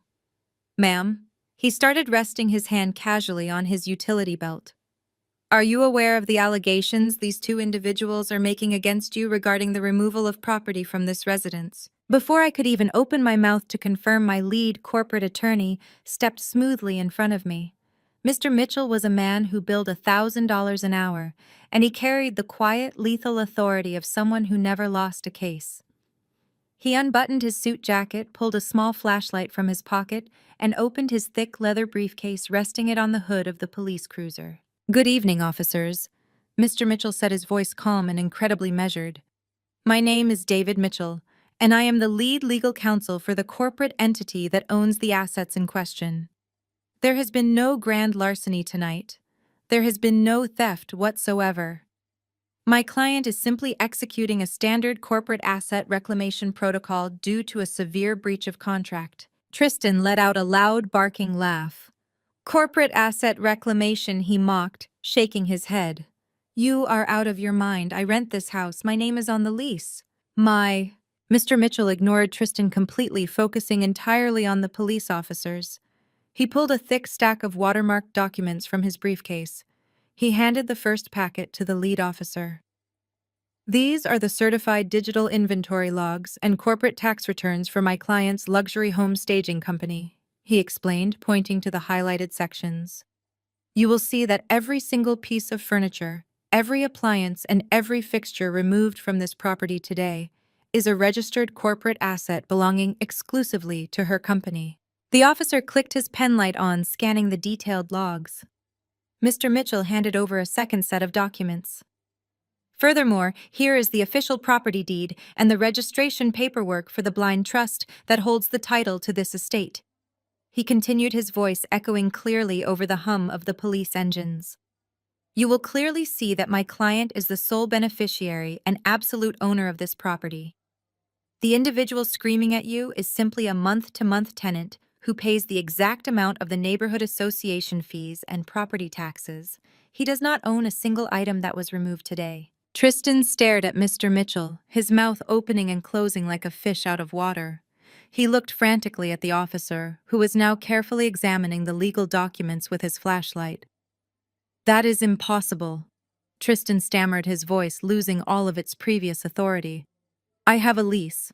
I have a legally binding corporate lease. You cannot just come in and take the roof over my head. Actually, sir, we can, Mr. Mitchell countered smoothly, handing the officer one final piece of paper. This is a formal lease termination notice executing an immediate 0-day eviction clause. The tenant committed a documented financial theft of $40,000 from my client, which constitutes a direct violation of the lease terms regarding illegal activity on the premises. The lease is officially void. The lead officer spent 2 full minutes reading through the airtight legal paperwork. The silence in the driveway was deafening, broken only by the crackle of the police radio. Lexi had stopped crying, staring at the officer with wide, terrified eyes. Karen stood frozen by the front door, watching her son's entire world collapse in real time. Finally, the officer clicked his flashlight off and handed the thick stack of documents back to Mr. Mitchell. He let out a heavy sigh and slowly turned to face Tristan. His expression had shifted from professional neutrality to complete, utter exhaustion. Tristan swallowed hard, taking a small step back. Officer, you have to see this is a setup, he pleaded weakly. She fabricated all of this. The officer hooked his thumbs into his utility belt and shook his head. Sir, the paperwork is fully certified and legally binding, he stated, his voice carrying absolute finality. She did not steal anything tonight. She is the legal owner of this property, and every single item that was inside it. In fact, since your lease has been legally terminated due to breach of contract, you no longer have any right to be here. You are currently trespassing. The word trespassing hung in the damp night air like a physical blow. Tristan physically recoiled as if the police officer had struck him right in the chest. The remaining VIP guests, who were still huddled near the edge of the driveway waiting for their luxury rides, suddenly went completely silent. They were hanging on to every single word of the unfolding drama, their eyes darting between Tristan the police and my imposing corporate attorney. Mr. Mitchell, recognizing the perfect opportunity to completely dismantle Tristan's false narrative, turned slightly to face the crowd of wealthy onlookers. He did not yell, but he projected his voice with the polished, practiced cadence of a seasoned litigator, ensuring every single person present heard the absolute, undeniable truth. For the benefit of the guests who were invited here tonight, under completely false pretenses, let me clarify the situation. Mr. Mitchell announced, his voice ringing clear across the manicured lawn. The man standing before you, Tristan, is not, and has never been, the owner of this $2 million estate. He is a month-to-month renter who signed a highly subsidized corporate lease agreement. His monthly payments barely covered the basic neighborhood association dues and the annual property taxes. In fact, his entire executive lifestyle, from the custom Italian furniture to the smart appliances you expected to see tonight, was entirely subsidized by my client's luxury staging firm. He lived in a carefully constructed illusion funded by the very woman he just attempted to have arrested for grand larceny. A collective gasp rippled through the crowd of corporate partners and socialites. Wealthy people despise nothing more than a fraud, and Tristan was just exposed as the ultimate imposter. Lexi covered her face with her muddy hands, letting out a muffled sob of pure mortification. She realized that every single viral video she had posted, every boastful claim she made to her friends about marrying into immense wealth was a massive, embarrassing lie. She had tied herself to a man who possessed absolutely nothing of his own. And to make matters worse, Mr. Mitchell continued adjusting his suit cuffs gleaming under the streetlights. Tristan recently stopped paying those bare minimum lease obligations. He unlawfully drained a joint financial account, stealing $40,000 to purchase a luxury vehicle for his mistress. Because of this egregious financial theft, the corporate trust immediately terminated his lease. He invited you all to a grand housewarming party at a property he no longer has any legal right to enter. The whispers among the crowd turned into loud, blatant scoffs of disgust. Tristan looked around wildly, watching the respect of his peers evaporate into the night air. He was completely stripped naked in front of the exact people he had spent years desperately trying to impress. His face flushed a deep crimson and his hands shook uncontrollably. Before Tristan could even attempt to formulate a pathetic excuse, a figure detached himself from the shadows near the street. It was Mr. Preston. The regional vice president had been waiting for his private driver to navigate the congested neighborhood streets, and he had heard every single word of Mr. Mitchell's damning proclamation. Mr. Preston walked slowly back up the driveway, his face set in a mask of absolute cold fury. The crowd parted respectfully to let the senior executive through. Tristan saw his boss approaching, and his knees practically buckled. "Richard, please," Tristan begged, holding his hands up in a desperate plea. "This is a private domestic matter. It has nothing to do with my performance at the firm. I can explain everything on Monday morning when we are back in the office." "There will be no Monday morning for you, Tristan," Mr. Preston said, his voice slicing through the night like a freshly sharpened blade. "I tolerate many things in my division, but I do not tolerate liars, thieves, or men who lack basic integrity. You built an entire career profile on a foundation of deceit. You stole money from your own wife to fund an affair, and then you had the absolute audacity to invite your professional colleagues to celebrate your fraudulent lifestyle." Mr. Preston paused, looking Tristan up and down with visceral revulsion, noting the sweat pouring down the younger man's face. "You do not have the judgment or the moral character required to lead a team. The regional director promotion is officially revoked. Furthermore, consider your employment with the firm terminated effective immediately. Security will box up your desk and mail your personal items to whatever budget apartment you manage to find next week. Do not ever contact me or anyone at the firm again." Tristan let out a choked, agonizing sound that was half gasp and half sob. His entire life, his marriage, his home, his wealth, and his career had been completely eradicated in less than 24 hours. He slumped his shoulders, looking like a hollow shell of the arrogant man who had handed me divorce papers just days prior. Watching her golden child face total annihilation, Karen decided it was time to deploy her ultimate defense mechanism. She let out a loud theatrical gasp, placing the back of her hand against her forehead. Oh, the stress, she wailed, her voice wavering dramatically for the audience. My heart cannot take this vicious cruelty. I am feeling completely faint. She intentionally let her knees buckle, expecting one of the wealthy guests or her son to rush forward and catch her before she hit the ground. Nobody moved. Karen collapsed awkwardly onto the damp brown dirt of the ruined front lawn, her heavy fur coat instantly soaking up the mud, just like Lexi's dress. She laid there with her eyes closed, waiting for the panicked rush of attention that usually followed her dramatic episodes. Instead, Jamal stepped forward looking down at his mother-in-law with a wide, highly amused grin. He did not offer her a hand. Cut the act, Karen Jamal said, his deep voice booming with laughter. We all know you are faking it.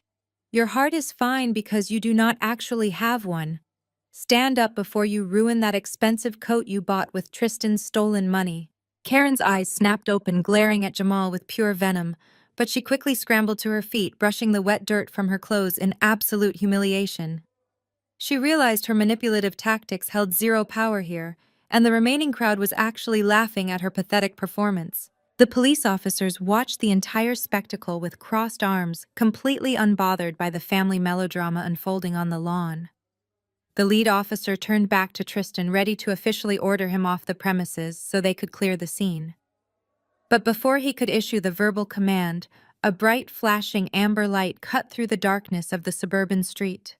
A white security golf cart sped recklessly up the avenue and screeched to a halt right behind my black SUV, tires squealing against the asphalt. A short, red-faced man holding a thick clipboard marched out of the cart, slamming the small door behind him. It was the president of the Homeowners Association, and he looked absolutely furious about the noise complaint. The short, red-faced man marching up the driveway was Arthur Pendleton, the notoriously strict president of the Oak Ridge Estate Homeowners Association. He was clutching a thick aluminum clipboard to his chest, and his face was flushed with a mixture of righteous indignation and breathless anger. He pushed his way past the remaining stragglers of Tristan's ruined VIP guest list, completely ignoring the flashing lights of the police cruisers. He marched directly up to Tristan, pointing a rigid finger at his chest. Tristan, what is the meaning of this absolute circus? Arthur demanded, his voice shrill and carrying across the quiet, manicured lawns of the neighborhood. I have received 6 separate complaints from your neighbors in the last 20 minutes. You have stretch limousines blocking the emergency fire lanes. You have a commercial catering team setting up industrial equipment on a residential patio. And you have a massive crowd of unauthorized guests loitering on the street. This is a quiet, gated community, not a downtown nightclub. Arthur Tristan stammered, holding his hands up defensively. Please, you have to understand. My ex-wife just robbed me. I am dealing with a police matter right now. I will clear the street in a minute. Arthur did not care about Tristan's domestic disputes. He flipped a page on his clipboard, clicking his pen with aggressive force. According to Section 4, Paragraph B of our community bylaws, hosting a commercial-scale private event involving more than 30 non-residents requires a pre-approved permit and a security deposit, Arthur recited strictly. You bypass the committee entirely. Furthermore, you are causing a massive public disturbance, which is a direct violation of Section 9. Arthur furiously scribbled on a pink carbon copy form, tore it from his clipboard, and slapped it directly onto Tristan's tuxedo chest. This is a formal citation, Tristan. You are hereby fined $5,000 for unauthorized commercial event hosting and severe neighborhood disruption. The fine is payable within 14 days, or we will initiate legal action. Tristan stared at this pink slip of paper fluttering to the ground. $5,000. He gasped, his voice barely a whisper. Arthur, I do not have $5,000 right now. You cannot do this. I am a victim here. My lead corporate attorney, Mr. Mitchell, cleared his throat, stepping forward with a polite smile. Just to clarify for the association records, Mr. Pendleton, Mr. Mitchell said, gesturing toward me. The corporate trust that owns this property is not liable for any fines incurred by this unauthorized gathering. The financial penalty rests solely on the individual who organized the event. And since he is no longer a legal resident of this property as of tonight, you will have to forward any further correspondence to his future address. Arthur adjusted his glasses, looking from the attorney to the police officers. Is this true? Arthur asked. The lead police officer nodded, tapping the thick stack of legal documents he still held. Yes, sir, it is true. The individual known as Tristan is no longer a tenant here. His lease has been officially voided due to a severe breach of contract involving financial theft. Which brings us to our next order of business. The officer turned his full imposing attention back to Tristan. The brief moment of distraction provided by the HOA president was over. Tristan, the officer, said, his tone dropping any remaining shred of polite patience. The property owner has exercised her legal right to a 0-day eviction based on your criminal violation of the lease terms. We have verified her ownership and the termination documents. You have no legal right to remain on this property. You need to vacate the premises immediately. Tristan's jaw dropped. Immediately he repeated, his eyes darting frantically around the empty dirt yard. Officer, it is nighttime. I do not have a hotel booked. I do not even have my furniture. You have to give me at least 30 days. That is the law. 30 days.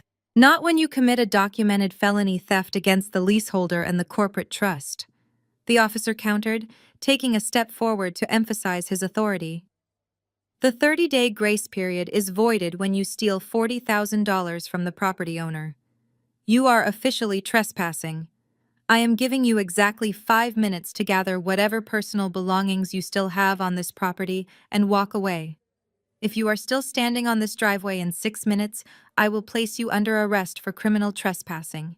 Do you understand me? Lexi let out a fresh wail of absolute despair. She realized there was no talking their way out of this. The illusion was dead. The wealthy lifestyle was completely gone. She turned and sprinted awkwardly in her muddy high heels into the dark, hollow house. Tristan stood frozen, staring at the police officer in disbelief before finally turning and stumbling after her. The remaining VIP guests watched in stunned silence as the final act of Tristan's humiliation played out. Less than 4 minutes later, Tristan and Lexi emerged from the dark void of the empty mansion. It was a sight that would be burned into the memories of every single person present. Tristan was wearing his sharp, tailored tuxedo, now stained with sweat and dirt, dragging 2 massive black plastic garbage bags full of his cheap clothes across the hardwood floor. Behind him, Lexi was struggling to carry 3 more garbage bags. Because I had authorized my crew to rip out the custom mahogany closets, Lexi had been forced to scoop her expensive designer dresses and handbags directly off the bare floorboards and shove them into industrial trash bags like common refuse. They dragged the heavy plastic bags down the paved driveway, the thick plastic tearing and scraping loudly against the concrete. Lexi's emerald green sequin gown was ruined, her face streaked with mascara, tears, and mud. Tristan looked like a broken, defeated man, hauling his entire pathetic life over his shoulder. Jamal let out a sharp whistle of amusement, pulling his phone out to snap a quick photo of the magnificent downfall. Karen covered her face with her hands, unable to watch her golden child reduced to a literal garbage collector in front of the neighborhood. Tristan reached the bottom of the driveway, dumping the bags onto the curb. He looked up and saw me standing calmly beside my sleek black SUV. The sheer contrast between my calculated victory and his absolute ruin finally snapped whatever remaining shred of sanity he possessed. He dropped his bags and ran toward me, his eyes wide and manic. "Sydney, please," Tristan begged, slamming his hands flat against the hood of my vehicle. "You cannot do this. You cannot just leave me on the street like this. I have nothing. I have absolutely nothing left. Sydney, look at me. Please, just let me back in. Let us talk about this. I am sorry. I will pay you back. I promise. Just give me one more chance." I did not flinch. I did not say a word. I simply offered him a cold, brief smile. I opened the door of my SUV and stepped inside, settling into the plush leather seat. I started the engine, the powerful motor purring smoothly in the night air. Tristan ran to the driver's side window, pressing his sweaty palms against the glass. "Sydney," he screamed, his voice muffled by the thick acoustic glass. I pressed the automatic window button. The dark-tinted glass slowly rolled up inch by inch, completely severing my connection to him. I put the car in drive smoothly, pulling away from the curb and leaving Tristan standing in the street surrounded by garbage bags and flashing police lights as I drove off into the night. 3 days had passed since I drove away from the hollow shell of my former home, leaving Tristan standing in the street surrounded by garbage bags and flashing police lights. The harsh reality of his situation had finally caught up to him. He and Lexi were now crammed into a dingy budget motel room right off the interstate highway. The contrast between the $2 million estate and the peeling yellow wallpaper of room 112 was staggering. A leaky faucet dripped loudly in the cramped bathroom, and the overwhelming smell of stale cigarette smoke clung to everything. Their expensive designer clothes, still stuffed inside black plastic garbage bags, were piled haphazardly in the corner of the stained carpet. Lexi sat on the edge of the lumpy mattress, staring at her ruined emerald green sequin dress hanging over a plastic chair. She had spent the last 72 hours crying, screaming, and frantically scrolling through her phone, looking for any kind of financial lifeline. Tristan paced the narrow space between the bed and the cheap television, desperately making phone calls trying to secure a new job or a quick personal loan. Every single call went straight to voicemail. His corporate network had completely blacklisted him after the spectacular public firing by Mr. Preston. Lexi finally snapped her phone shut and glared at Tristan with absolute disgust. "I am hungry," she announced, her voice devoid of any affection. "I want to go to that upscale bistro downtown, order an Uber and transfer some money to my account." Tristan stopped pacing and rubbed his bloodshot eyes. "Lexi, we cannot go to a bistro right now," he muttered, his voice exhausted. "I told you I'm dealing with a cash flow issue. We have to eat from the vending machine down the hall again tonight." "A cash flow issue?" Lexi shrieked, standing up from the bed. "You are completely broke, Tristan. I checked your tablet while you were in the shower. Your credit cards are maxed out from the limousine rental and the catering deposit for that disastrous party. Your checking account has less than $40 in it. You do not have a job. You do not have a house. You are a complete fraud." Tristan flinched, stepping toward her with his hands raised. "Baby, please, just give me a week to sort this out. I am a talented executive. I will bounce back. We still have each other." Lexi let out a harsh, cruel laugh that echoed in the tiny room. "We have each other," she mocked, rolling her eyes. "I did not sign up to live in a roadside motel smelling like an ashtray. I signed up for a mansion and a luxury lifestyle. You lied to me from the very beginning. You are nothing without your ex-wife subsidizing your entire existence." She walked over to the cheap laminate dresser and grabbed the shiny new keys to the white Range Rover. Tristan panicked, lunging forward to grab her wrist. "Where are you going?" he demanded. "You cannot take the car. I paid for that. That is my money." Lexi yanked her arm away, flashing him a wicked smile. "Actually, Tristan, you put the title and the registration entirely in my name as a housewarming gift, remember? The car legally belongs to me. You stole the money from Sydney to buy it. You can explain that to the judge. Have a great life in room 112. She grabbed her purse, slammed the thin motel door behind her, and less than a minute later, Tristan heard the powerful engine of the luxury SUV roar to life and speed out of the parking lot. He was completely alone. Panic set in like a heavy weight on his chest. Lexi was gone, the car was gone, and he had absolutely nothing left. Desperate for a savior, he picked up his phone and dialed the one person who had always enabled his behavior and bailed him out of trouble. He called his mother. Karen answered on the fourth ring. Her voice was ice cold. "What do you want, Tristan?" she demanded, not even bothering to say hello. "Mom, please." Tristan begged, his voice cracking with genuine fear. "Lexi just walked out on me. I'm stuck in a cheap motel off the highway. I have no money for food and my credit cards are completely frozen. I need you to wire me a few $1,000s so I can get a decent apartment and hire a lawyer to fight Sydney." There was a long, heavy silence on the other end of the line. When Karen finally spoke, her words dripped with venomous resentment. "Why are you money?" she scoffed loudly. "Are you completely out of your mind? Do you have any idea what you have done to my reputation?"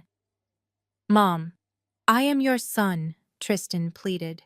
"You are an embarrassment," Karen snapped, cutting him off aggressively.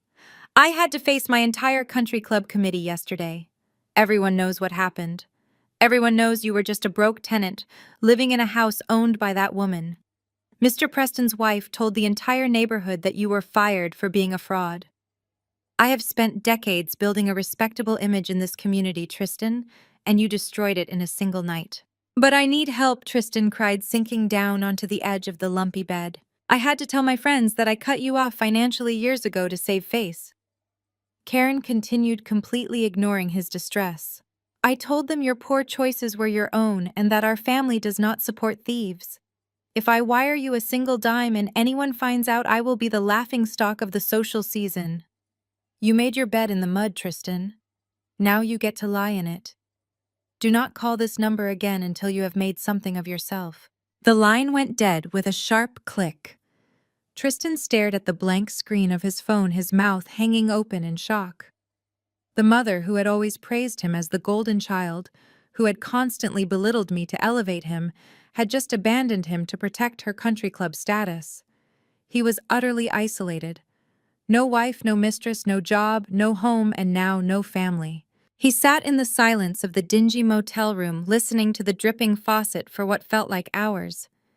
He was wallowing in his absolute misery when a loud, sharp knock on the thin wooden door made him jump. His heart leaped with a sudden surge of false hope. Maybe Lexi felt guilty and came back. Maybe Karen had a change of heart and sent a private driver to pick him up. He scrambled off the bed, smoothing his wrinkled shirt, and rushed to open the door. It was not Lexi, and it was not his mother. A tall man in a plain gray suit stood on the outdoor walkway holding a thick manila envelope. "Tristan, you have been served," the man stated flatly, shoving the heavy envelope directly into Tristan's chest before turning and walking quickly down the exterior stairs. Tristan stumbled back into the room, tearing open the sealed flap with shaking hands. He pulled out a thick stack of legal documents stamped with the official seal of the county family court.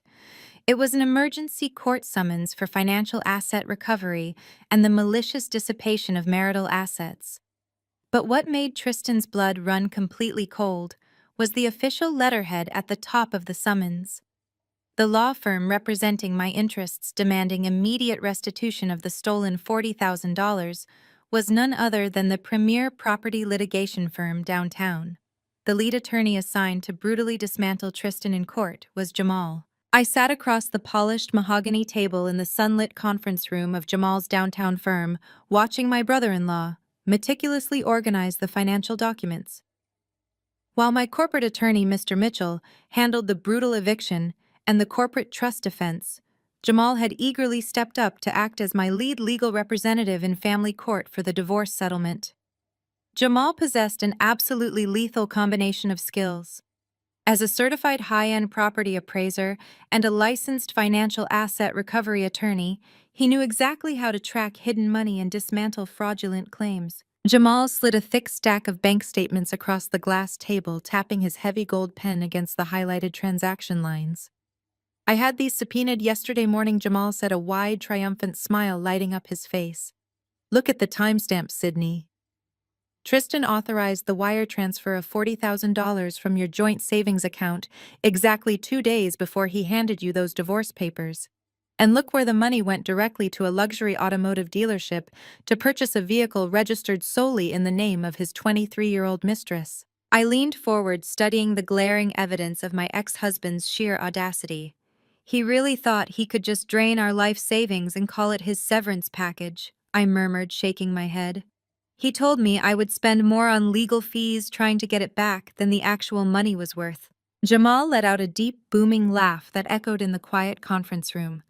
"Tristan is a textbook narcissist who gets all of his legal advice from television shows," Jamal stated, leaning back in his leather chair. "He is about to receive a very expensive education in a legal concept called the dissipation of marital assets." I raised an eyebrow, taking a sip of my sparkling water. Explain it to me. I want to know exactly how we are going to bury him. Jamal leaned forward, his expression turning razor sharp and entirely professional. In family law, the dissipation of marital assets occurs when one spouse intentionally wastes, depletes, or spends marital funds in bad faith for non-marital purposes, right as the marriage is breaking down, Jamal explained clearly. The courts look incredibly harshly on a spouse who drains a joint bank account to fund an extramarital affair. Tristan did not just buy himself a new car. He intentionally gifted $40,000 of marital property to a third-party paramour without your consent. Under the law, he is fully liable to reimburse you for every single penny he stole. We have the bank transfer receipts, the car dealership invoice, and Lexi's own viral videos bragging about the purchase, I added, tapping the screen of my tablet, where I had saved all the digital evidence. The case is completely airtight. It gets even better, Jamal said, his eyes gleaming with anticipation. He pulled a secondary file from his briefcase and flipped it open. As part of the standard financial discovery process for the divorce, I ran a comprehensive credit check on all accounts tied to Tristan's social security number. You are not going to believe what this fool has been doing since you kicked him to the curb. I looked at the credit card statements and my jaw practically dropped.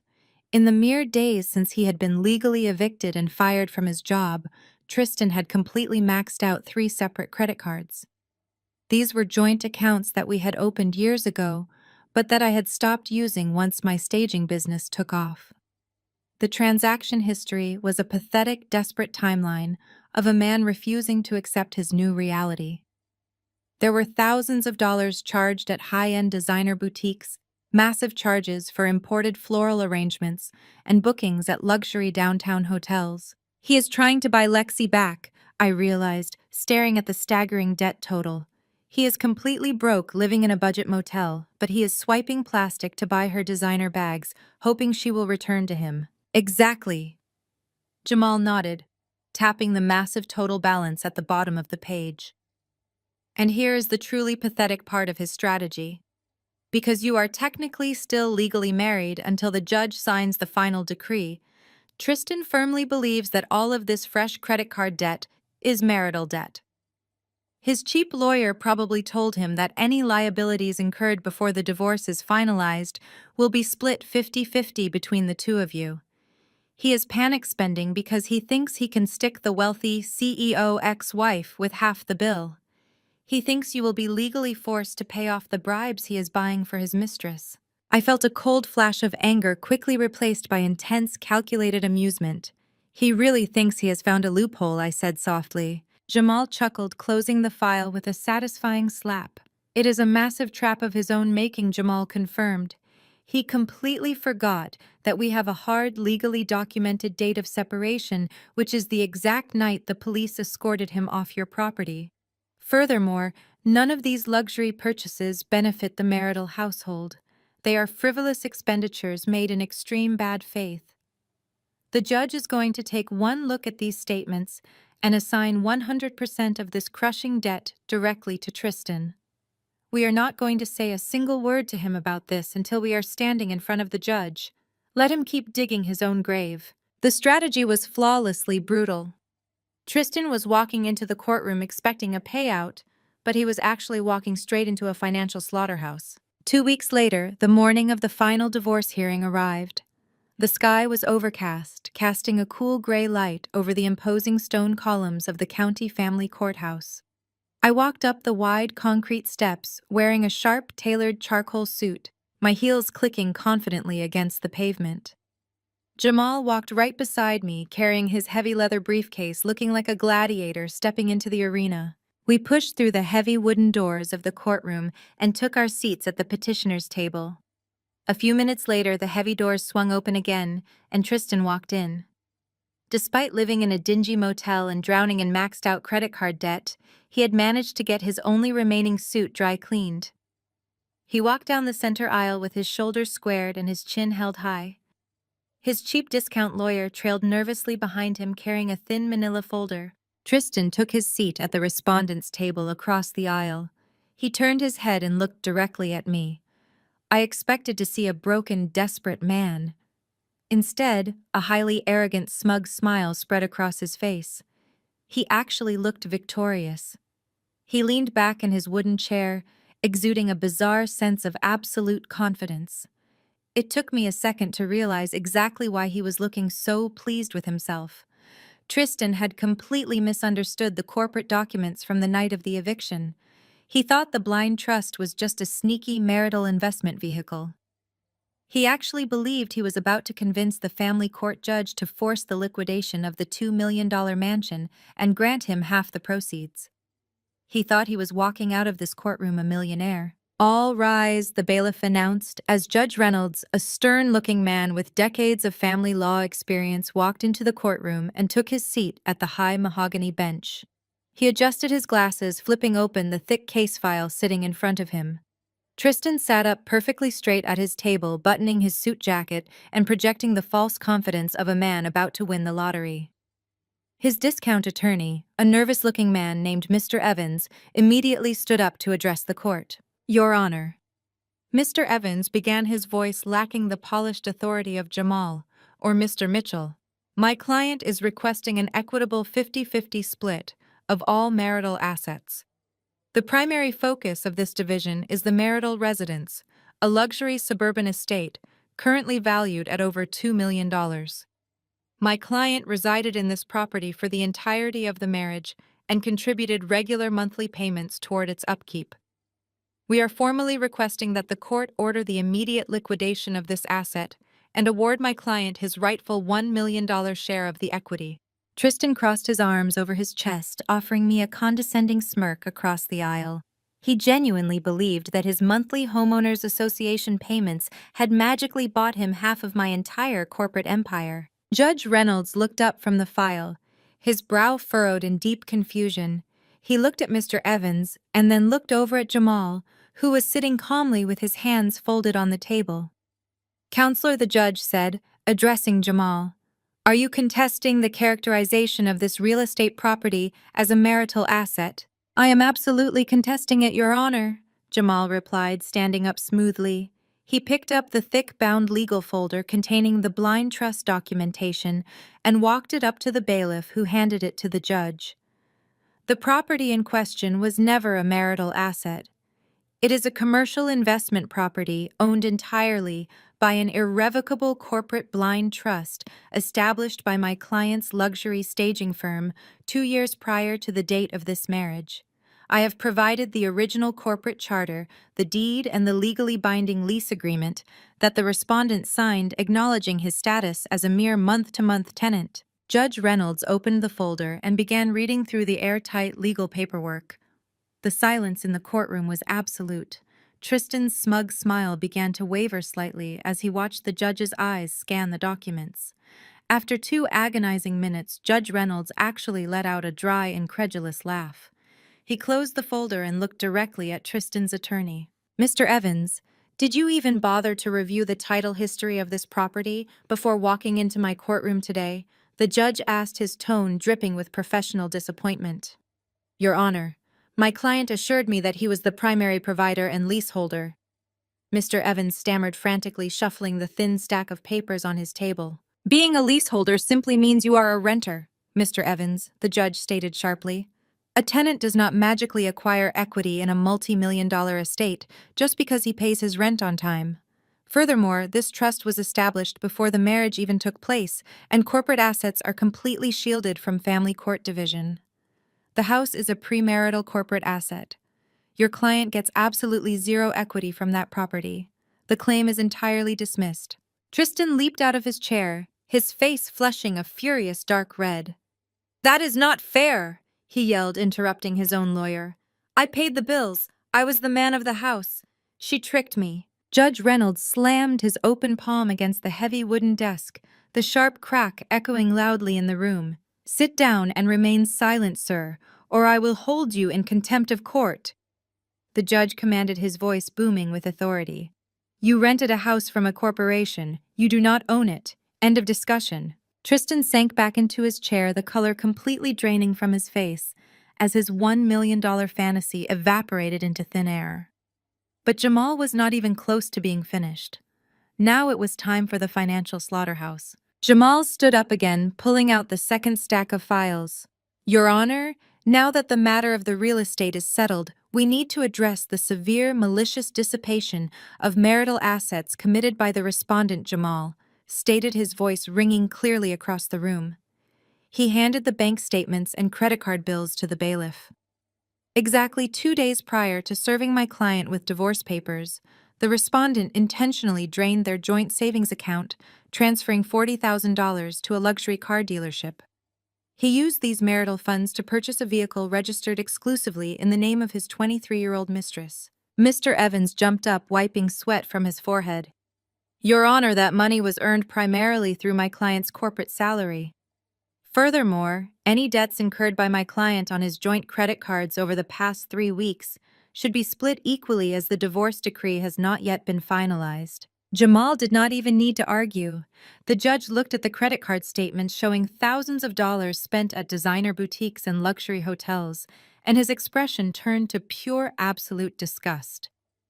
Are you seriously trying to argue that your client should be allowed to steal $40,000 in cash to buy his mistress a car and then force his wife to pay off the credit card debt he accumulated trying to win that mistress back? Judge Reynolds asked, his voice dangerously quiet. Mr. Evans swallowed hard, completely unable to formulate a defense. Let me make the law extremely clear for you right now, the judge declared, leaning forward and glaring directly at Tristan. Dissipation of assets in bad faith is a serious violation in this court. Because you deliberately drained marital funds to finance an extramarital affair right as the marriage was breaking down, you are fully liable for that theft. I am ordering you to repay the petitioner the full $40,000 in cash restitution immediately. Tristan let out a choked gasp, gripping the edge of the wooden table to keep his hands from shaking. Furthermore, Judge Reynolds continued, raising his voice over Tristan's pathetic gasp. Every single cent of the recent credit card debt you incurred over the past month was spent solely on your paramour. None of those purchases benefited the marital household. Therefore, 100% of that crushing debt is assigned strictly and entirely to you. Your ex-wife will not pay a single penny toward your infidelity. The crushing mathematical reality of the judge's ruling hit Tristan like a physical blow to the chest. He walked into the courtroom expecting to walk out a millionaire.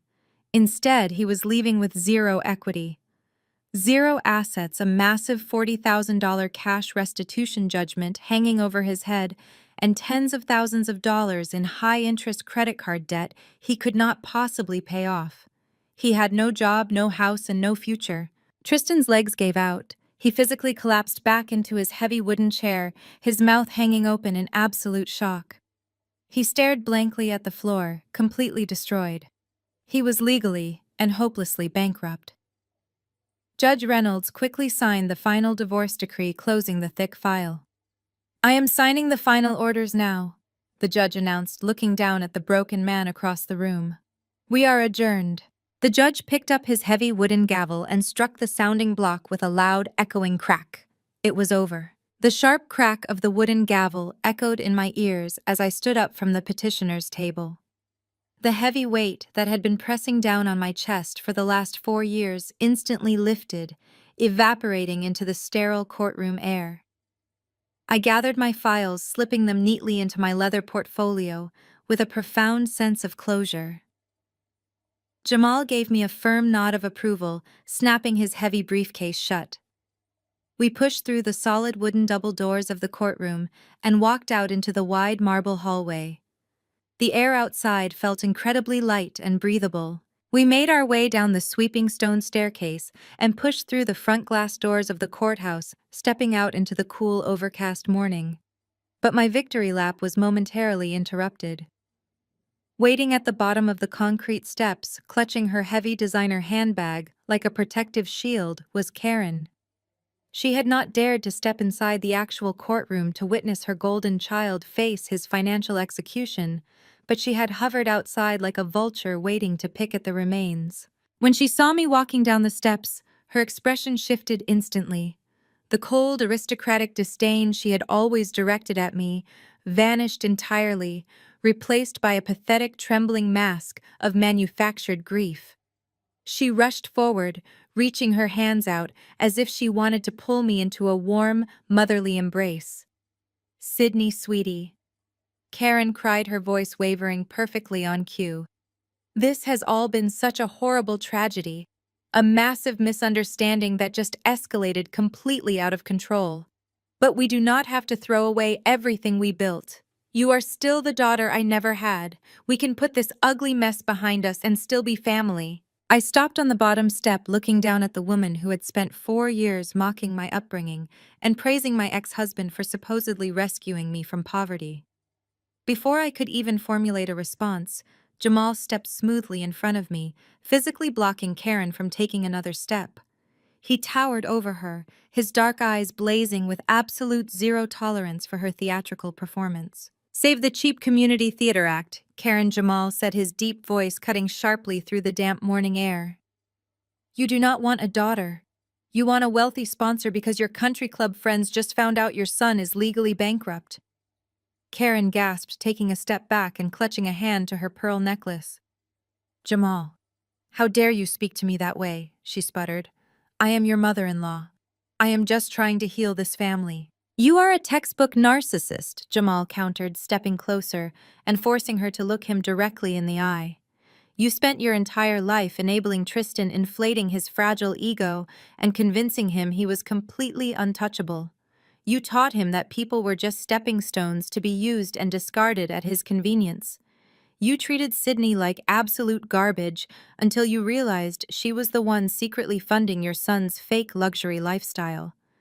You did not want to heal this family yesterday, when Tristan was bragging about his $1 million estate, and you certainly do not want to heal it today. You just want access to Sydney's bank account so you can keep pretending you belong to high society." Karen's face flushed a deep, violent red. She opened her mouth to argue, but no words came out. Jamal had completely dismantled her false reality in broad daylight, leaving her exposed and humiliated on the courthouse steps. "You ruined your own son, Karen," Jamal stated coldly, turning away from her. "Now you get to watch him deal with the consequences. Stay away from Sydney." Just as Jamal finished his brutal takedown, the heavy glass doors of the courthouse pushed open again. Tristan stumbled out onto the concrete landing. He looked absolutely hollowed out. His shoulders slumped forward, and he dragged his cheap discount briefcase by his side like it weighed 100 pounds. He looked down the steps and saw me standing there with Jamal and his mother. He slowly walked down the steps, stopping just a few feet away from me. The arrogant, smug executive who had strutted into the courtroom less than an hour ago was completely gone. In his place was a defeated, broken man, staring down the barrel of a massive cash restitution judgment and crippling credit card debt. He looked at my tailored charcoal suit and my calm, unbothered expression.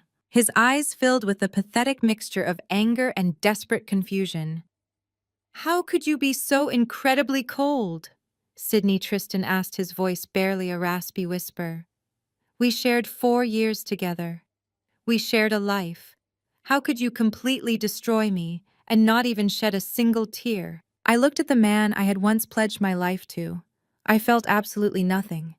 No anger, no pity, and certainly no regret. I thought about the day he handed me the divorce papers, demanding I leave the house my company owned. I thought about the way he smirked while Lexi admired my custom furniture and bragged about her new car. I adjusted the strap of my leather portfolio and looked him dead in the eye.